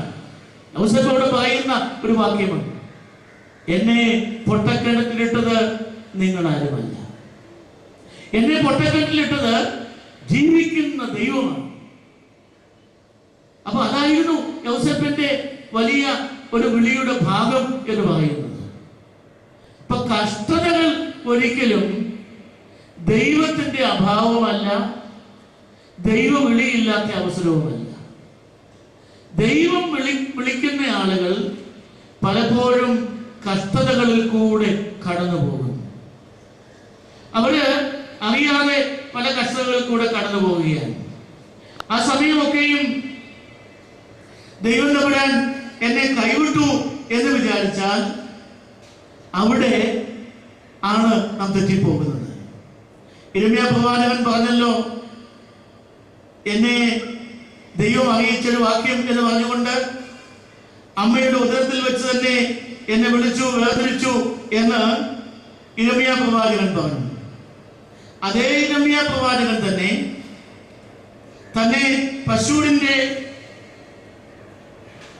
പശു പുരോഹിതൻ ദേവാലയത്തിൽ കെട്ടിയിട്ട് മർദ്ദിച്ച വേളയിൽ പറയുന്ന വാക്യം 20-ാം അധ്യായത്തിൽ നാം വായിക്കുന്നുണ്ട്. 14 മുതലുള്ള വാക്യങ്ങൾ, ഞാൻ ജനിച്ച ദിവസം ശപിക്കപ്പെട്ടിരിക്കട്ടെ, എന്റെ അമ്മ എന്നെ പ്രസവിച്ച ദിവസം അനുഗ്രഹിക്കപ്പെടാതിരിക്കട്ടെ, നിനക്കൊരു മകൻ ജനിച്ചിരിക്കുന്നു എന്നെ അപ്പനോട് അറിയിച്ച് അവനെ ഏറ്റവും സന്തോഷിപ്പിച്ച മനുഷ്യൻ ശപിക്കപ്പെട്ടവൻ. എന്റെ അമ്മ എന്റെ ശവക്കുഴിയും അവളുടെ ഗർഭപാത്രം എല്ലായ്പ്പോഴും നിറഞ്ഞതുമായിരിക്കേണ്ടതിന് ആ മനുഷ്യൻ എന്നെ ഉദരത്തിൽ വെച്ച് തന്നെ കൊന്നുകളയായതുകൊണ്ട് അവൻ യഹോവയെ അനുദപിക്കാതെ ഉന്മൂലനാശം വരുത്തിയ പട്ടണങ്ങളെ പോലെ ആയിത്തീരട്ടെ. ആരാണ് പറയുന്നത്? യിരെമ്യാ. 1-ാം അധ്യായത്തിൽ അവന് കിട്ടിയ ദൈവവചനം എന്താണ്? നിന്നെ നിന്റെ അമ്മയുടെ ഉദരത്തിൽ ഉരുവാക്കിയതിന് മുൻപേ ഞാൻ തിരഞ്ഞെടുത്തു. നീ ഗർഭപാത്രത്തിൽ പുറത്തു വരുന്നതിന് മുൻപേ ഞാൻ നിന്നെ നിയമിച്ചിരിക്കുന്നു. ജാതികൾക്ക് പ്രവാചകനായി. പക്ഷെ ജീവിതത്തിൽ ഒരു ബുദ്ധിമുട്ടുണ്ടായപ്പോ പശു പുരോഹിതന്റെ നേതൃത്വത്തിൽ ദേവാലയത്തിലെ തൂണിൽ കെട്ടിയിട്ട് മർദ്ദിച്ചപ്പോ ആ വലിയ പരിശുദ്ധനായ പ്രവാചകനും പറഞ്ഞുപോയി, ഞാൻ ജനിച്ച ദിവസം ശപിക്കപ്പെട്ടിരിക്കട്ടെ. പിന്നീട് ഇരമ്യാവിന് മാറ്റം വരുന്നുണ്ട്. അപ്പൊ നമ്മുടെയൊക്കെ ജീവിതത്തിലും ഈ ബുദ്ധിമുട്ടുകളും പ്രയാസങ്ങളും രോഗങ്ങളും കഷ്ടങ്ങളും പരാജയങ്ങളും വരുമ്പോ ദൈവം കൈവിട്ടു എന്ന് വിചാരിക്കരുത്. അവിടെ പിടിച്ചു നിൽക്കുന്നവരാണ് യഥാർത്ഥത്തിൽ ആത്മീയതയുള്ളവർ. നമ്മുടെ വലിയ തിരുമേനി ഒസ്താദ്യോസ് തിരുമേനി പറയുമല്ലോ, അദ്ദേഹം TTCയുടെ പരീക്ഷ തോറ്റുപോയ കാര്യം. ഞാൻ പലപ്പോഴും ചിന്തിക്കാറുണ്ട്, തിരുമേനി അന്ന് TTC ജയിച്ചിരുന്നെങ്കിൽ എന്തായിരുന്നു അവസ്ഥ? ഒരു അധ്യാപകനായി മാവേലിക്കരയിൽ ഒരു സ്കൂളിൽ പഠിപ്പിച്ച് ഒരു കുടുംബത്തെ പുലർത്തി റിട്ടയർ ചെയ്ത് നാം ആരും അറിയാതെ ഒരുപക്ഷെ കുറച്ചു പേരൊക്കെ അറിഞ്ഞ് ജീവിച്ചിരിക്കുമായിരിക്കും. അപ്പൊ TTCക്ക് തോറ്റപ്പോഴാണ് ദൈവത്തിന്റെ വിളി അദ്ദേഹം തിരിച്ചറിയുന്നത്. പരാജയങ്ങൾ നമ്മുടെ ജീവിതത്തിന്റെ അവസാനമല്ല, പരാജയങ്ങൾ തുടക്കങ്ങൾ മാത്രമാണ്. ദൈവത്തിന്റെ കരസ്പർശം തിരിച്ചറിയുവാനുള്ള നിമിഷങ്ങളാണ് രോഗങ്ങളും ദുഃഖങ്ങളും പരാജയങ്ങളും വേർപാടുകളും. അങ്ങനെ വേണം നാം ദൈവവിളിയെ തിരിച്ചറിയുവാൻ. അതുകൊണ്ട് ഈ ധ്യാനത്തിന്റെ ഒന്നാമത്തെ ഒരു ഘട്ടം ഞാൻ ചിന്തിക്കുവാൻ ആഗ്രഹിച്ചത്, സുവിശേഷ സംഘ പ്രവർത്തകരായ നാം ഏവരും 72 അറിയിപ്പുകാരെ പോലെ, ഇരമ്യാവിനെ പോലെ ദൈവത്താൽ തിരഞ്ഞെടുക്കപ്പെട്ടവരും ഒരു പ്രത്യേക ദൗത്യത്തിനായി വിളിക്കപ്പെട്ടവരുമാണ് എന്ന് പറയുവാൻ വേണ്ടിയാണ്. സുവിശേഷം 10-ാം അധ്യായം 1 മുതൽ 3 വരെയുള്ള വാക്യങ്ങൾ. യേശുദമ്പുരാൻ പന്തിരുവരോട് ഒപ്പം 72 അറിയിപ്പുകാരെ തിരഞ്ഞെടുത്ത് അയക്കുന്ന വേദഭാഗമാണ് നാം വായിച്ചത്. സുവിശേഷ സംഘ പ്രവർത്തകരായ നാമും ദൈവത്താൽ വിളിക്കപ്പെട്ടവരും ദൈവരാജ്യ നിർമ്മാണത്തിനായി തിരഞ്ഞെടുക്കപ്പെട്ടവരുമാണ് എന്ന് ഞാൻ പറയുകയുണ്ടായി. എന്താണ് നമ്മുടെ ദൗത്യങ്ങൾ എന്ന് ചിന്തിക്കേണ്ടതായിട്ടുണ്ട്. എന്തിനു വേണ്ടിയാണ് ദൈവം നമ്മെ തിരഞ്ഞെടുത്തിരിക്കുന്നത്? കുടുംബമായി ജീവിക്കുന്ന ആളുകൾ ഇവിടെ ഇരിപ്പുണ്ട്. കുടുംബജീവിതത്തിലേക്ക് പ്രവേശിക്കുവാൻ ആഗ്രഹിക്കുന്നവർ ഇവിടെ ഇരിപ്പുണ്ട്. സന്യാസ ജീവിതം ആഗ്രഹിക്കുന്നവരും കണ്ടേക്കാം. ഔദ്യോഗികമായ ചുമതലകൾ വഹിക്കുന്ന ആളുകളും വെറും തൊഴിലാളികളായി ജീവിക്കുന്ന ആളുകളും എൻ്റെ മുമ്പിലുണ്ട് എന്ന് ഞാൻ മനസ്സിലാക്കുന്നു.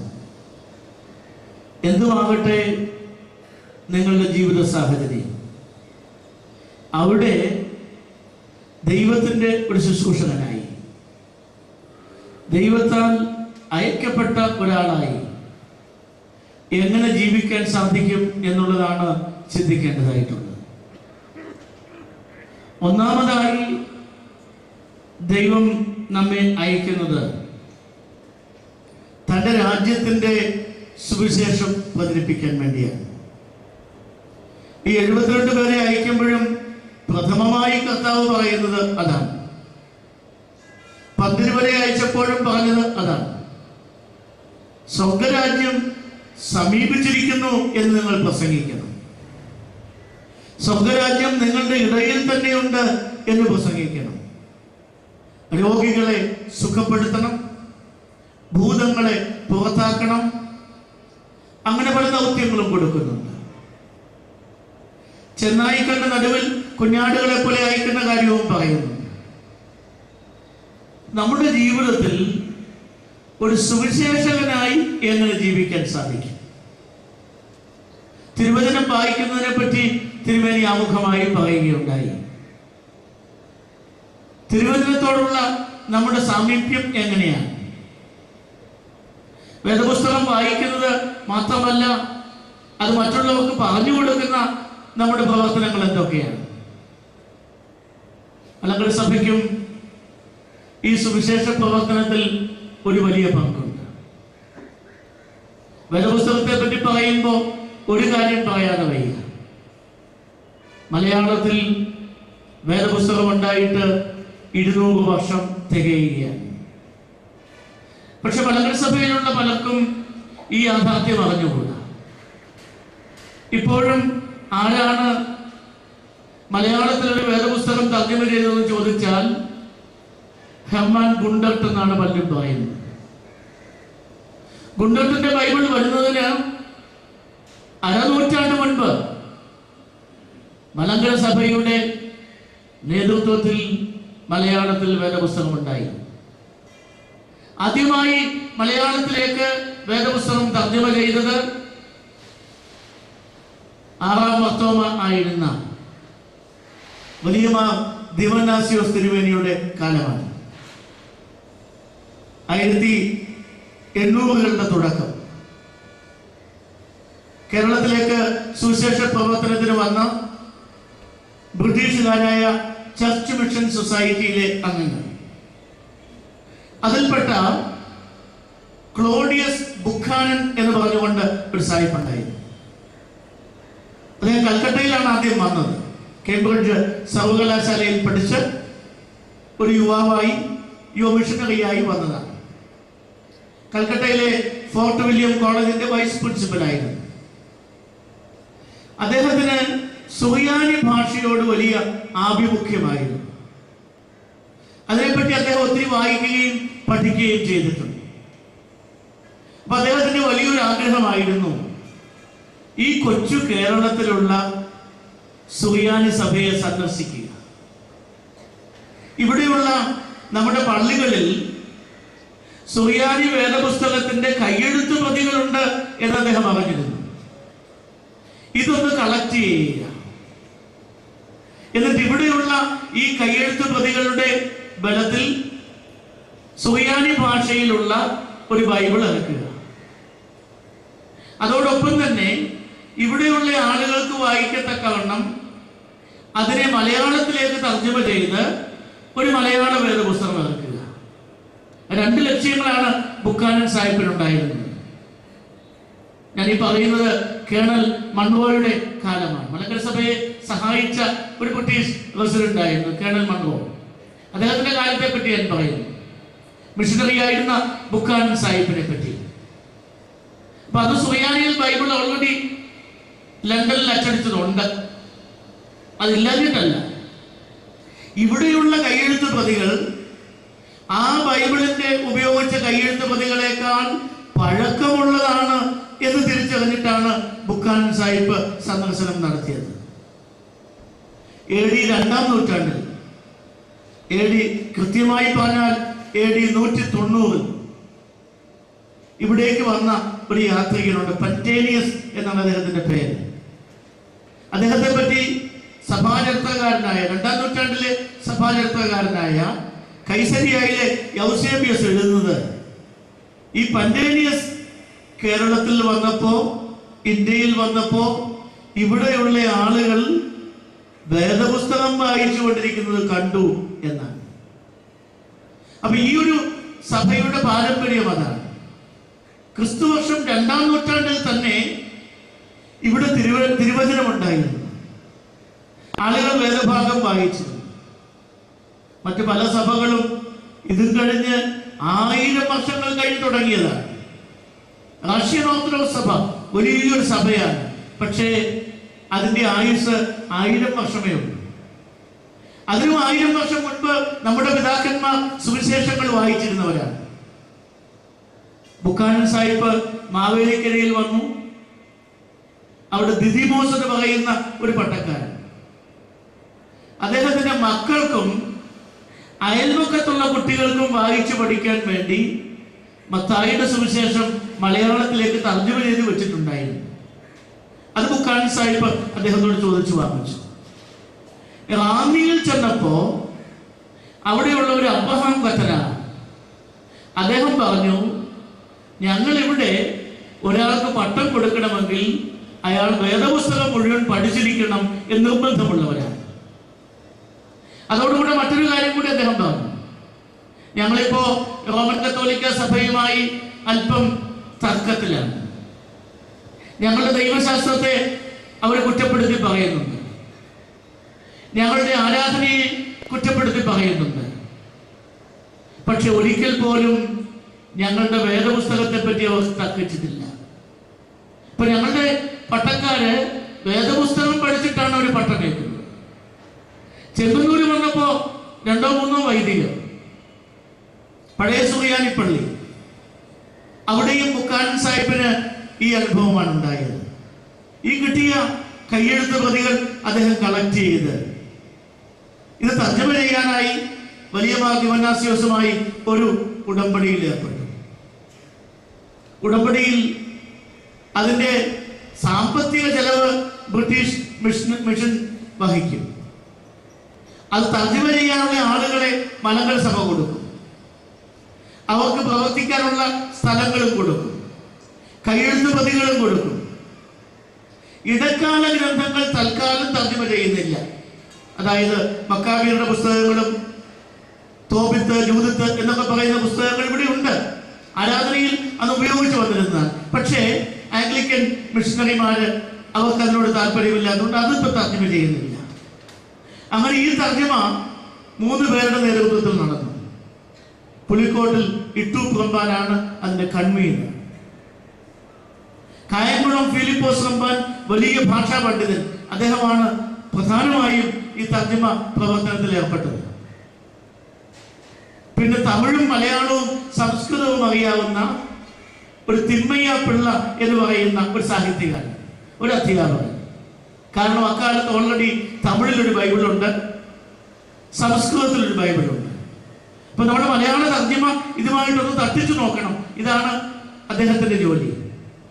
ഈ 3 പേരും കൂടെ ചേർന്നാണ് 1811, വാസ്തവത്തിൽ 1807 തന്നെ 4 സുവിശേഷങ്ങളും തർജ്ജമ ചെയ്തു. അത് ബുക്കാനൻ സാഹിബ് CMS മിഷന്റെ കേന്ദ്രത്തിൽ അയച്ചു കൊടുത്തു. അവർ അംഗീകരിച്ച് ബോംബെയിലെ കുറിയർ പ്രസ്സില് അച്ചടിച്ചു. റംബാൻ ബൈബിൾ എന്നാണ് ഇതിന്റെ പേര്. 1811, ഇപ്പോ 2011. അപ്പൊ ഭാരതത്തിൽ പല ഭാഷകളിലും ബൈബിൾ ഉണ്ടാകുന്നതിന് മുൻപ് ഈ സഭയിലുള്ള ആളുകളുടെ നേതൃത്വത്തിൽ ഒരു മലയാളം ബൈബിൾ ഉണ്ടായതാണ്. ബുക്കാനൻ സാഹിബ് തിരികെ പോയി കഴിഞ്ഞ് തളവാത രോഗം പിടിച്ച് കിടപ്പിലായി. 49-ാം വയസ്സില് 1815 കടന്നുപോയി. ബെഞ്ചമിൻ ബെയ്ലി അടുത്ത മിഷണറി വന്നു. അദ്ദേഹം കുടുംബമായി കോട്ടയത്ത് താമസിച്ചു. നമ്മുടെ സെമിനാരിയുടെ സ്ഥാപനകാലം അവിടെ പഠിപ്പിച്ചു. അദ്ദേഹത്തിന്റെ നേതൃത്വത്തിൽ ഈ തർജ്ജമ പ്രവർത്തനം തുടർന്നു വന്നു.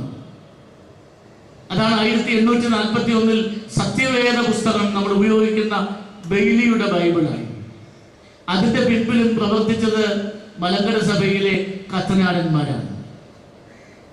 8 പേർക്ക് ഒരവസരത്തിൽ 100 രൂപ വെച്ച് അതിന്റെ സംഭാവന കൊടുക്കുന്നു.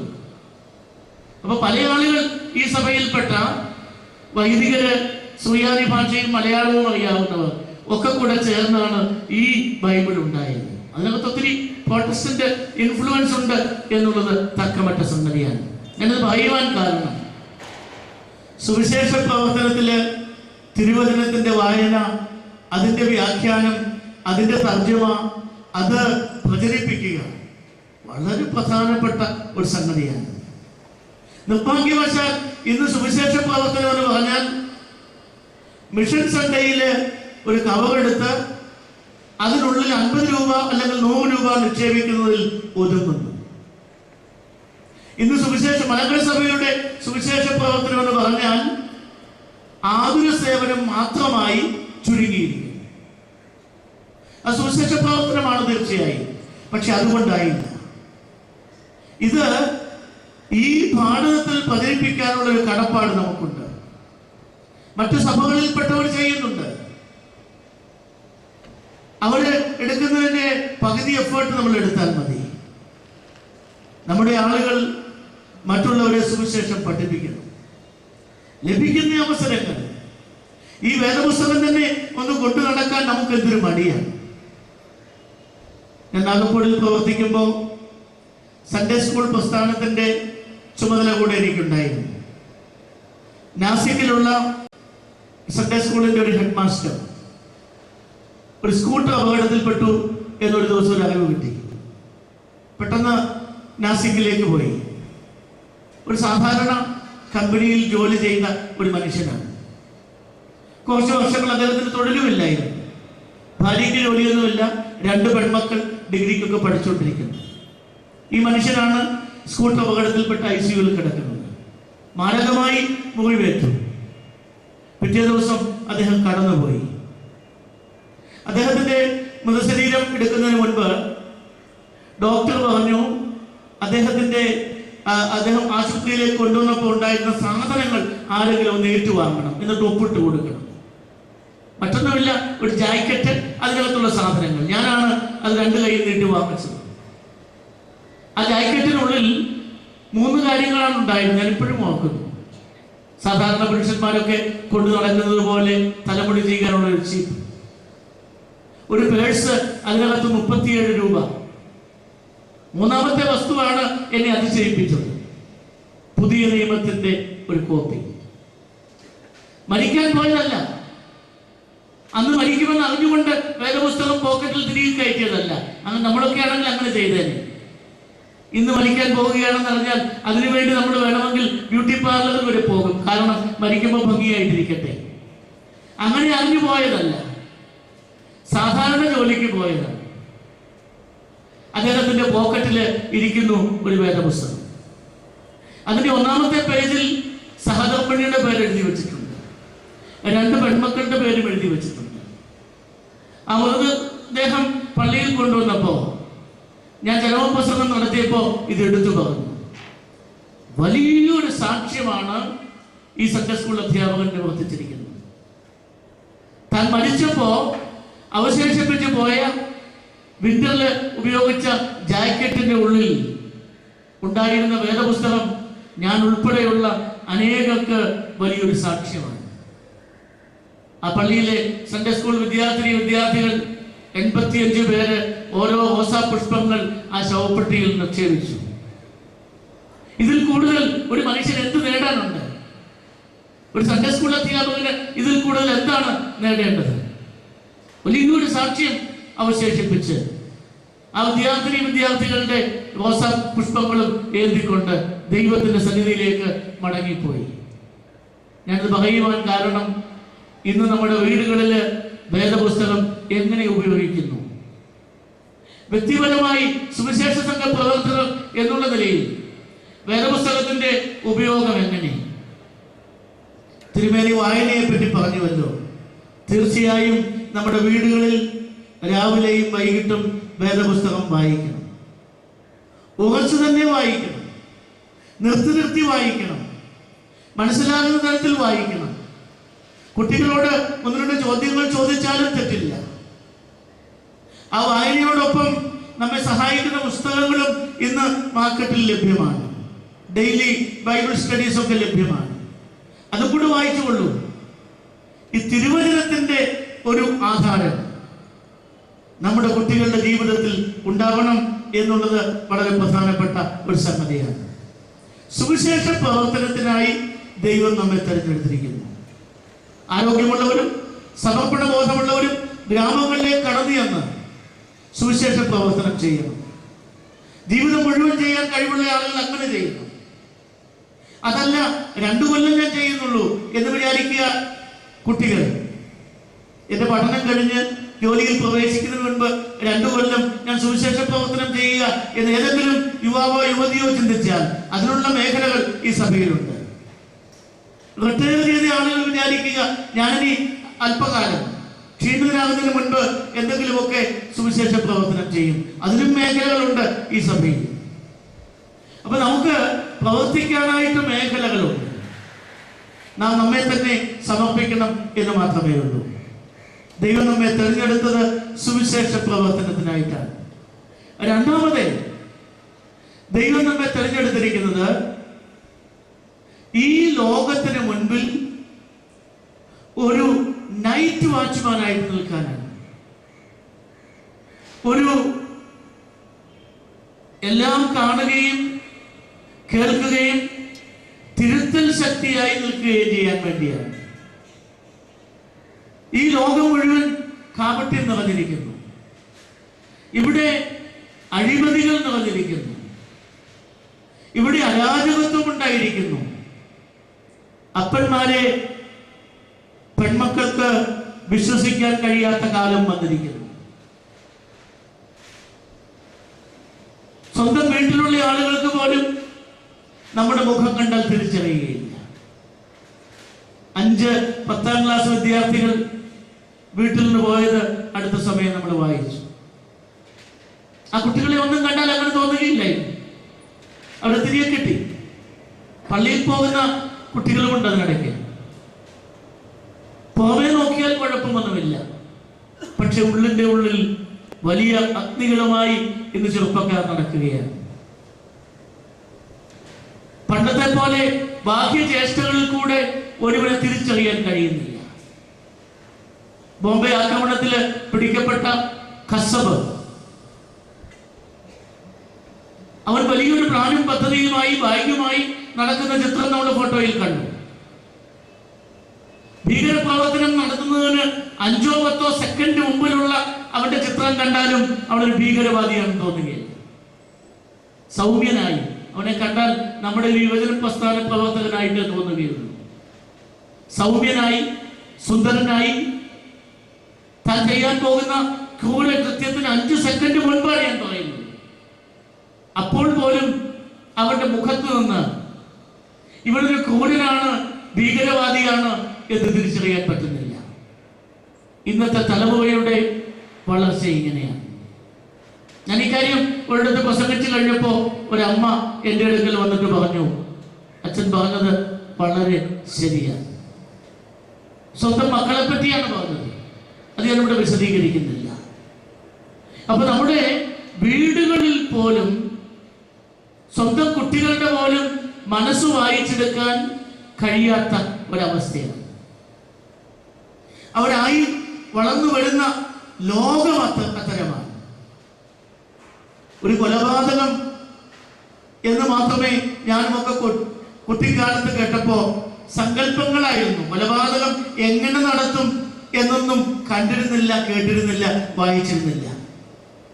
ഇന്ന് 3 വയസ്സുള്ളൊരു കുട്ടി കാണുന്നത് സിനിമയിലായിരുന്നാലും വാർത്തകളിൽ കൂടെ ആയിരുന്നാലും കഴുത്തകത്ത് കൊല്ലുന്നതാണെങ്കിൽ അത് അപ്പടി ടിവിയിൽ കാണുകയാണ്.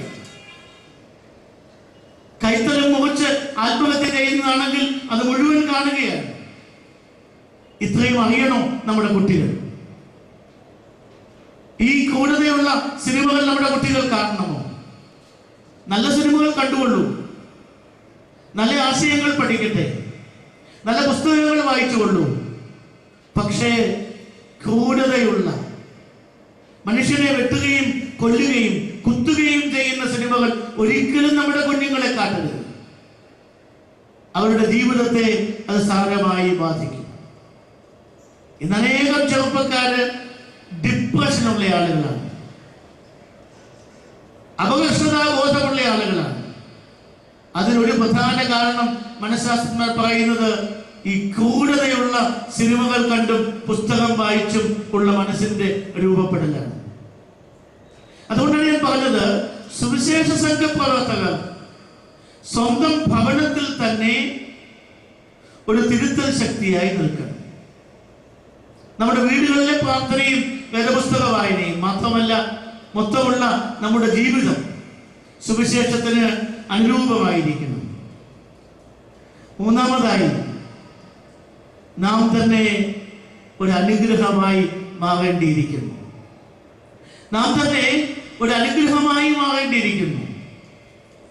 ഉൽപ്പത്തി പുസ്തകം 12-ാം അധ്യായം 1 മുതലുള്ള വാക്യങ്ങളിൽ അബ്രഹാമിന്റെ വിളിയും തെരഞ്ഞെടുപ്പും പറയുകയാണ്.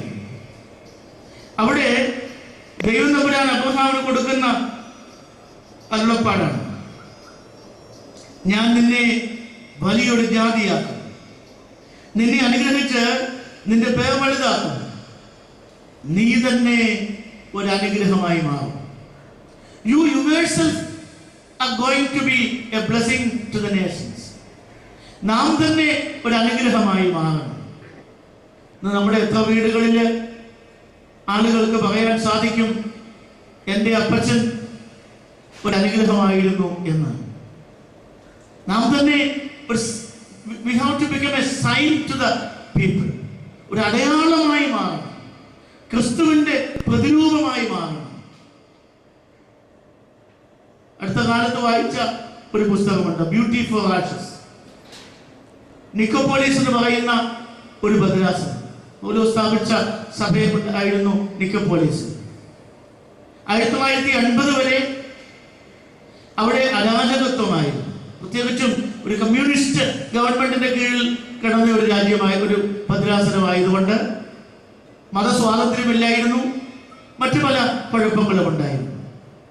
80 മുതൽ 28 കൊല്ലം ബിഷപ്പായ മിലിത്തോസ് എന്ന് പറയുന്ന ഒരു മെത്രാപ്പോലീത്തായുടെ പ്രവർത്തനമാണ് ഈ പുസ്തകത്തിൽ പറയുന്നത്. അദ്ദേഹം പള്ളികൾ പുനരുദ്ധരിച്ചു, ആശ്രമ പ്രസ്ഥാനങ്ങൾ തുടങ്ങി, അവിടെയുള്ള വൃദ്ധരായ ആളുകളെ ഒരുമിച്ച് കൂട്ടി. എന്നിട്ട് അവരോട് പറഞ്ഞു, നിങ്ങൾ വേണം ഈ ഭദ്രാസനത്തെ പുനരാവിഷ്കരിക്കാൻ. വൃദ്ധജനങ്ങളോട് പറയുക. നമ്മുടെ ചെറുപ്പക്കാർ പറയുന്നത് അവരുടെ കാലമൊക്കെ കഴിഞ്ഞുപോയി, ഇനിയിപ്പോ ഒരു ഉപയോഗവുമില്ല എന്നാണ്. അവരോടാണ് ഈ മെത്രാപ്പോലീത്ത പറയുന്നത്, you have to reconstruct the diocese. അവർ പറഞ്ഞു, ബെഡ്റൂമിൽ നിന്ന് ബാത്റൂമിലേക്ക് പോകാൻ ഞങ്ങൾ ബന്ധപ്പെടുകയാണ്, ഞങ്ങൾക്ക് എന്ത് ചെയ്യാൻ പറ്റും? ഈ മെത്രാപ്പോലീത്ത പറഞ്ഞു, നിങ്ങളെങ്ങും പോകണ്ട, നിങ്ങളുടെ വീടുകളിൽ ഇരുന്നാൽ മതി. നിങ്ങളുടെ കൊച്ചുമക്കൾ കരഞ്ഞ് നിലവിളിച്ച് ഓടി വരുമ്പോ നിങ്ങൾ മടിയിലിരുത്തുമല്ലോ, നിങ്ങൾ അവരെ താലോലിക്കുമല്ലോ, നിങ്ങൾ അവർക്ക് ഉമ്മ വയ്ക്കുമല്ലോ. ആ കൂട്ടത്തിൽ ഒരു സങ്കീർത്തനം കൂടെ പറഞ്ഞു കൊടുക്കണം, ആ കൂട്ടത്തിൽ ഒരു ഗുണപാഠം കൊടുക്കണം, ആ കൂട്ടത്തിൽ ഒരു വിശുദ്ധന്റെ കഥ പറഞ്ഞു കൊടുക്കണം. അത് ആ കുട്ടിക്ക് ലഭിക്കുന്ന വലിയ വിദ്യാഭ്യാസമായിരിക്കും. അദ്ദേഹം പറഞ്ഞു, യൂണിവേഴ്സിറ്റികളിലേക്ക് ലഭിക്കുന്നതിനേക്കാൾ വലിയ വിദ്യാഭ്യാസമാണ്.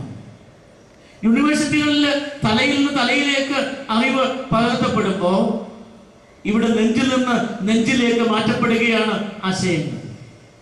സ്വന്തം വല്യപ്പച്ചന്റെ മാവോട് ചേർന്ന് തല വെച്ചുകൊണ്ട് ഉറങ്ങുന്ന കൊച്ചു കുഞ്ഞ്, ആ കുട്ടിയോട് ഒരു സങ്കീർത്തനം കൂടെ പറഞ്ഞു കൊടുത്താൽ, ഒരു വിശുദ്ധന്റെ കഥ പറഞ്ഞു കൊടുത്താൽ, അവന്റെ ജീവിതം മുഴുവൻ അതൊരു വലിയ പാഠമായി തീരും. നീ തന്നെ ഒരു അനുഗ്രഹമായി മാറണം. ഞാൻ എൻ്റെ വാക്കുകൾ ചുരുക്കുകയാണ്. ദൈവം തമ്പുരാൻ നമ്മെ വിളിച്ചത്, തിരഞ്ഞെടുത്തത്, നിയോഗിച്ചത് ഒക്കെ നമ്മൾ ഓർത്തു. പ്രവാചകന്മാരുടെ തെരഞ്ഞെടുപ്പിനെ പറ്റി ഒക്കെ നമ്മൾ പറഞ്ഞു. ഈ തെരഞ്ഞെടുപ്പ് എന്തിനു വേണ്ടിയാണ്? സുവിശേഷം പ്രചരിപ്പിക്കാൻ വേണ്ടി എന്ന് പറഞ്ഞു. അഴിമതി നിറഞ്ഞ, അരാജകത്വം നിറഞ്ഞ ഈ ലോകത്തിൽ ഒരു തിരുത്തൽ ശക്തിയാകാൻ എന്ന് പറഞ്ഞു. നാം തന്നെ ഒരു അനുഗ്രഹമായി മാറാനാണ് എന്നും പറഞ്ഞു. ഈ വിളിയെ തടസ്സപ്പെടുത്താതെ, നിഷേധിക്കാതെ നാം ജീവിക്കേണ്ടിയിരിക്കുന്നു. മോശയുടെ കാര്യം ഞാൻ പറഞ്ഞുവല്ലോ, 5 തവണയെങ്കിലും തടസ്സവാദങ്ങൾ പറഞ്ഞു. പുറപ്പാട് പുസ്തകം 3ഉം 4ഉം അധ്യായങ്ങൾ. ആദ്യം പറഞ്ഞു, ഞാൻ ആരാണ് ഇങ്ങനെ പോകാൻ? ഞാൻ വെറുതെ നിസ്സാരപ്പെട്ടയാണ്. ഈ ഇസ്രായേൽക്കാരെ മുഴുവൻ കൂടെ വിടുവിക്കുവാൻ എന്നെ കൊണ്ട് അങ്ങനെ പറ്റും? I am nothing. Who am I to go? ഞാൻ എങ്ങനെയാ പോകുന്നത്? അപ്പൊ ദൈവം മോശയെ സ്ഥിരപ്പെടുത്തി. 3-ാം അധ്യായം 13-ാം വാക്യത്തിൽ പറയുന്നു, ഞാൻ പോകാം. പക്ഷെ ആളുകൾ ചോദിക്കുകയാണ്, നിന്നെ ആരാണ് അയച്ചത്? അപ്പൊ ഞാൻ എന്ത് മറുപടി പറയും? എനിക്ക് നിന്നെ അറിഞ്ഞുകൂടാ, എനിക്ക് ദൈവശാസ്ത്രം അറിഞ്ഞുകൂടാ, എനിക്ക് വലിയ തിയോളജി ഒന്നും അറിഞ്ഞുകൂടാ. അപ്പൊ ദൈവം പറഞ്ഞു, ഐ ആം ഹു ഐ ആം.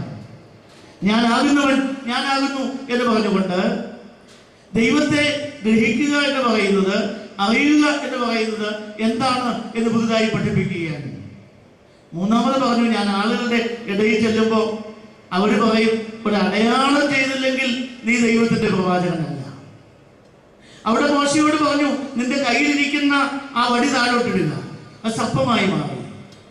മന്ത്രവാദികളൊക്കെ ചെയ്യുന്ന ഒരു അതിശയമാണ്. അപ്പൊ മോശ പറഞ്ഞു, ഇതെല്ലാ മന്ത്രവാദികളും ചെയ്യും.